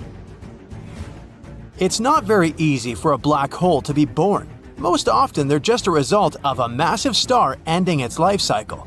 If you take a star and squeeze it very, very hard, at some point it cannot withstand the pressure anymore. So it collapses and turns into a black hole. For example, we can create a black hole by shrinking the sun to about 1.8 miles, or squeezing the Earth into the size of a pea. Either way, in the end, we get a mysterious, dark object with incredible mass and gravity. Unlike stars and planets, black holes have no size restrictions. They grow when they eat the matter around them, but how much does their size vary? For example, can they be very small? Theoretically, yes. There may be black holes with a diameter of 1 atom, or even less. They're called primordial black holes. They may or may not exist, and if they do, they're probably the oldest objects in the universe, older than the atoms themselves. They would have formed right after the Big Bang, a long time ago when the universe still had an incredible density, a huge amount of energy, and in general was like a boiling broth. Any particle that was slightly denser than its neighbors could form a black hole. And the smallest of them would still weigh trillions of pounds. Those that were the size of atoms would weigh as much as a big mountain, and those that would weigh as much as the Earth could be a little bigger than a coin. But even if they exist, they're pretty harmless. The temperature in them would be so many times hotter than in our sun, so they would evaporate pretty quickly after their birth. Now let's check out the black holes we know and saw. The first ones are called stellar black holes. Usually, they weigh tens of solar masses, which doesn't seem like much until you remember that the sun weighs nonillions of pounds. Don't even try to imagine this number. It has 30 zeros. The smallest black hole known to us is about 2 to 4 times heavier than the sun. It's a lonely hole that wanders through space in search of prey. The one that's closest to us is called Gaia BH1. It weighs about 10 times more than the sun and can reach many miles in size. And the farthest one is called M33X7. It's somewhere around 3 million light-years away from us, and right now, it's eating a blue giant that's several times bigger than our sun. Now, let's move to the so-called intermediate mass black holes. You see, just eating a few stars isn't enough. To become larger in size, black holes must either absorb a lot of stars or, more often, merge with another black hole. One of the first intermediate mass black holes that we found was born this way. It weighs 142 times more than the sun. It's even larger than some counties on Earth. Recently, we discovered 2 black holes in a galaxy 17 billion light-years away from us. One day, they'll merge, but right now these guys are spinning around each other in a crazy dance. And while doing that, they release a crazy amount of energy. It may seem scary, but it's nothing compared to what comes next. Let's move to some serious stuff. Supermassive black holes. Giant, inexplicable monsters that are millions of billions of times bigger and heavier than our sun. But how did they become so huge? The universe is about 14 billion years old. The black holes grew very slowly, so they couldn't have time to eat so much matter or merge with each other so quickly. So maybe they were also born from the stars? But very, very big ones. Quasi-stars. To imagine their scale, let's take, for example, the red supergiant Stephenson 218. Compared to this star, our sun is just a grain of sand, even smaller. And Stephenson 218 would be a grain of sand next to a quasi-star. We don't know if they really existed though. They could have formed after the birth of the universe. They could be so big that their core collapsed under their own weight before they even formed. And if that's the case, a small black hole would have appeared in the center of this quasi-star. Now, the frenzied gravity of the black hole held the star together and ate it at the same time. The temperatures were huge, so the star remained stable, and they would live like this for millions of years until the black hole would grow to enormous sizes. Most supermassive black holes are located in the centers of galaxies. You might think that our galaxies orbit around them as we do around the Sun, and that one day we will inevitably all be dragged inside it. But don't worry, that's not the case. Although these guys are incredibly massive, they're not very large in diameter. They can't swallow entire galaxies. For example, in the center of our Milky Way, there's a black hole called Sagittarius A. It has 4 million solar masses, but it's still quite small in size, only 17 times larger than the Sun. And yes, it's still considered small. If we had replaced the Sun with this black hole, it wouldn't even have reached the orbit of Mercury. Sagittarius A is actually pretty nice and calm. Yes, it still swallows giant stars, but it's definitely not a threat to us. But not all of them are like that. For example, a black hole in the galaxy BL Lacertae devours a huge amount of gas and dust. If we were somewhere near it, it would look 115 times larger than the Sun, and we would have burned up just getting close to it. Do you remember that first black hole we ever captured in a photograph? It's located in the Messier 87 galaxy, and it may look small and cute in the photo, but in reality, it's capable of absorbing our entire solar system up to the Orion Belt, and even further. Well, now that we've discussed the terrifying size of supermassive black holes, it's time to move on to the real titans of the universe.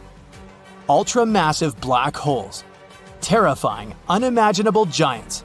The largest objects that have ever existed and probably will exist in our world.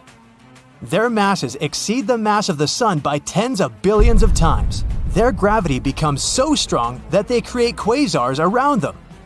Disks that shine brighter than thousands of galaxies combined.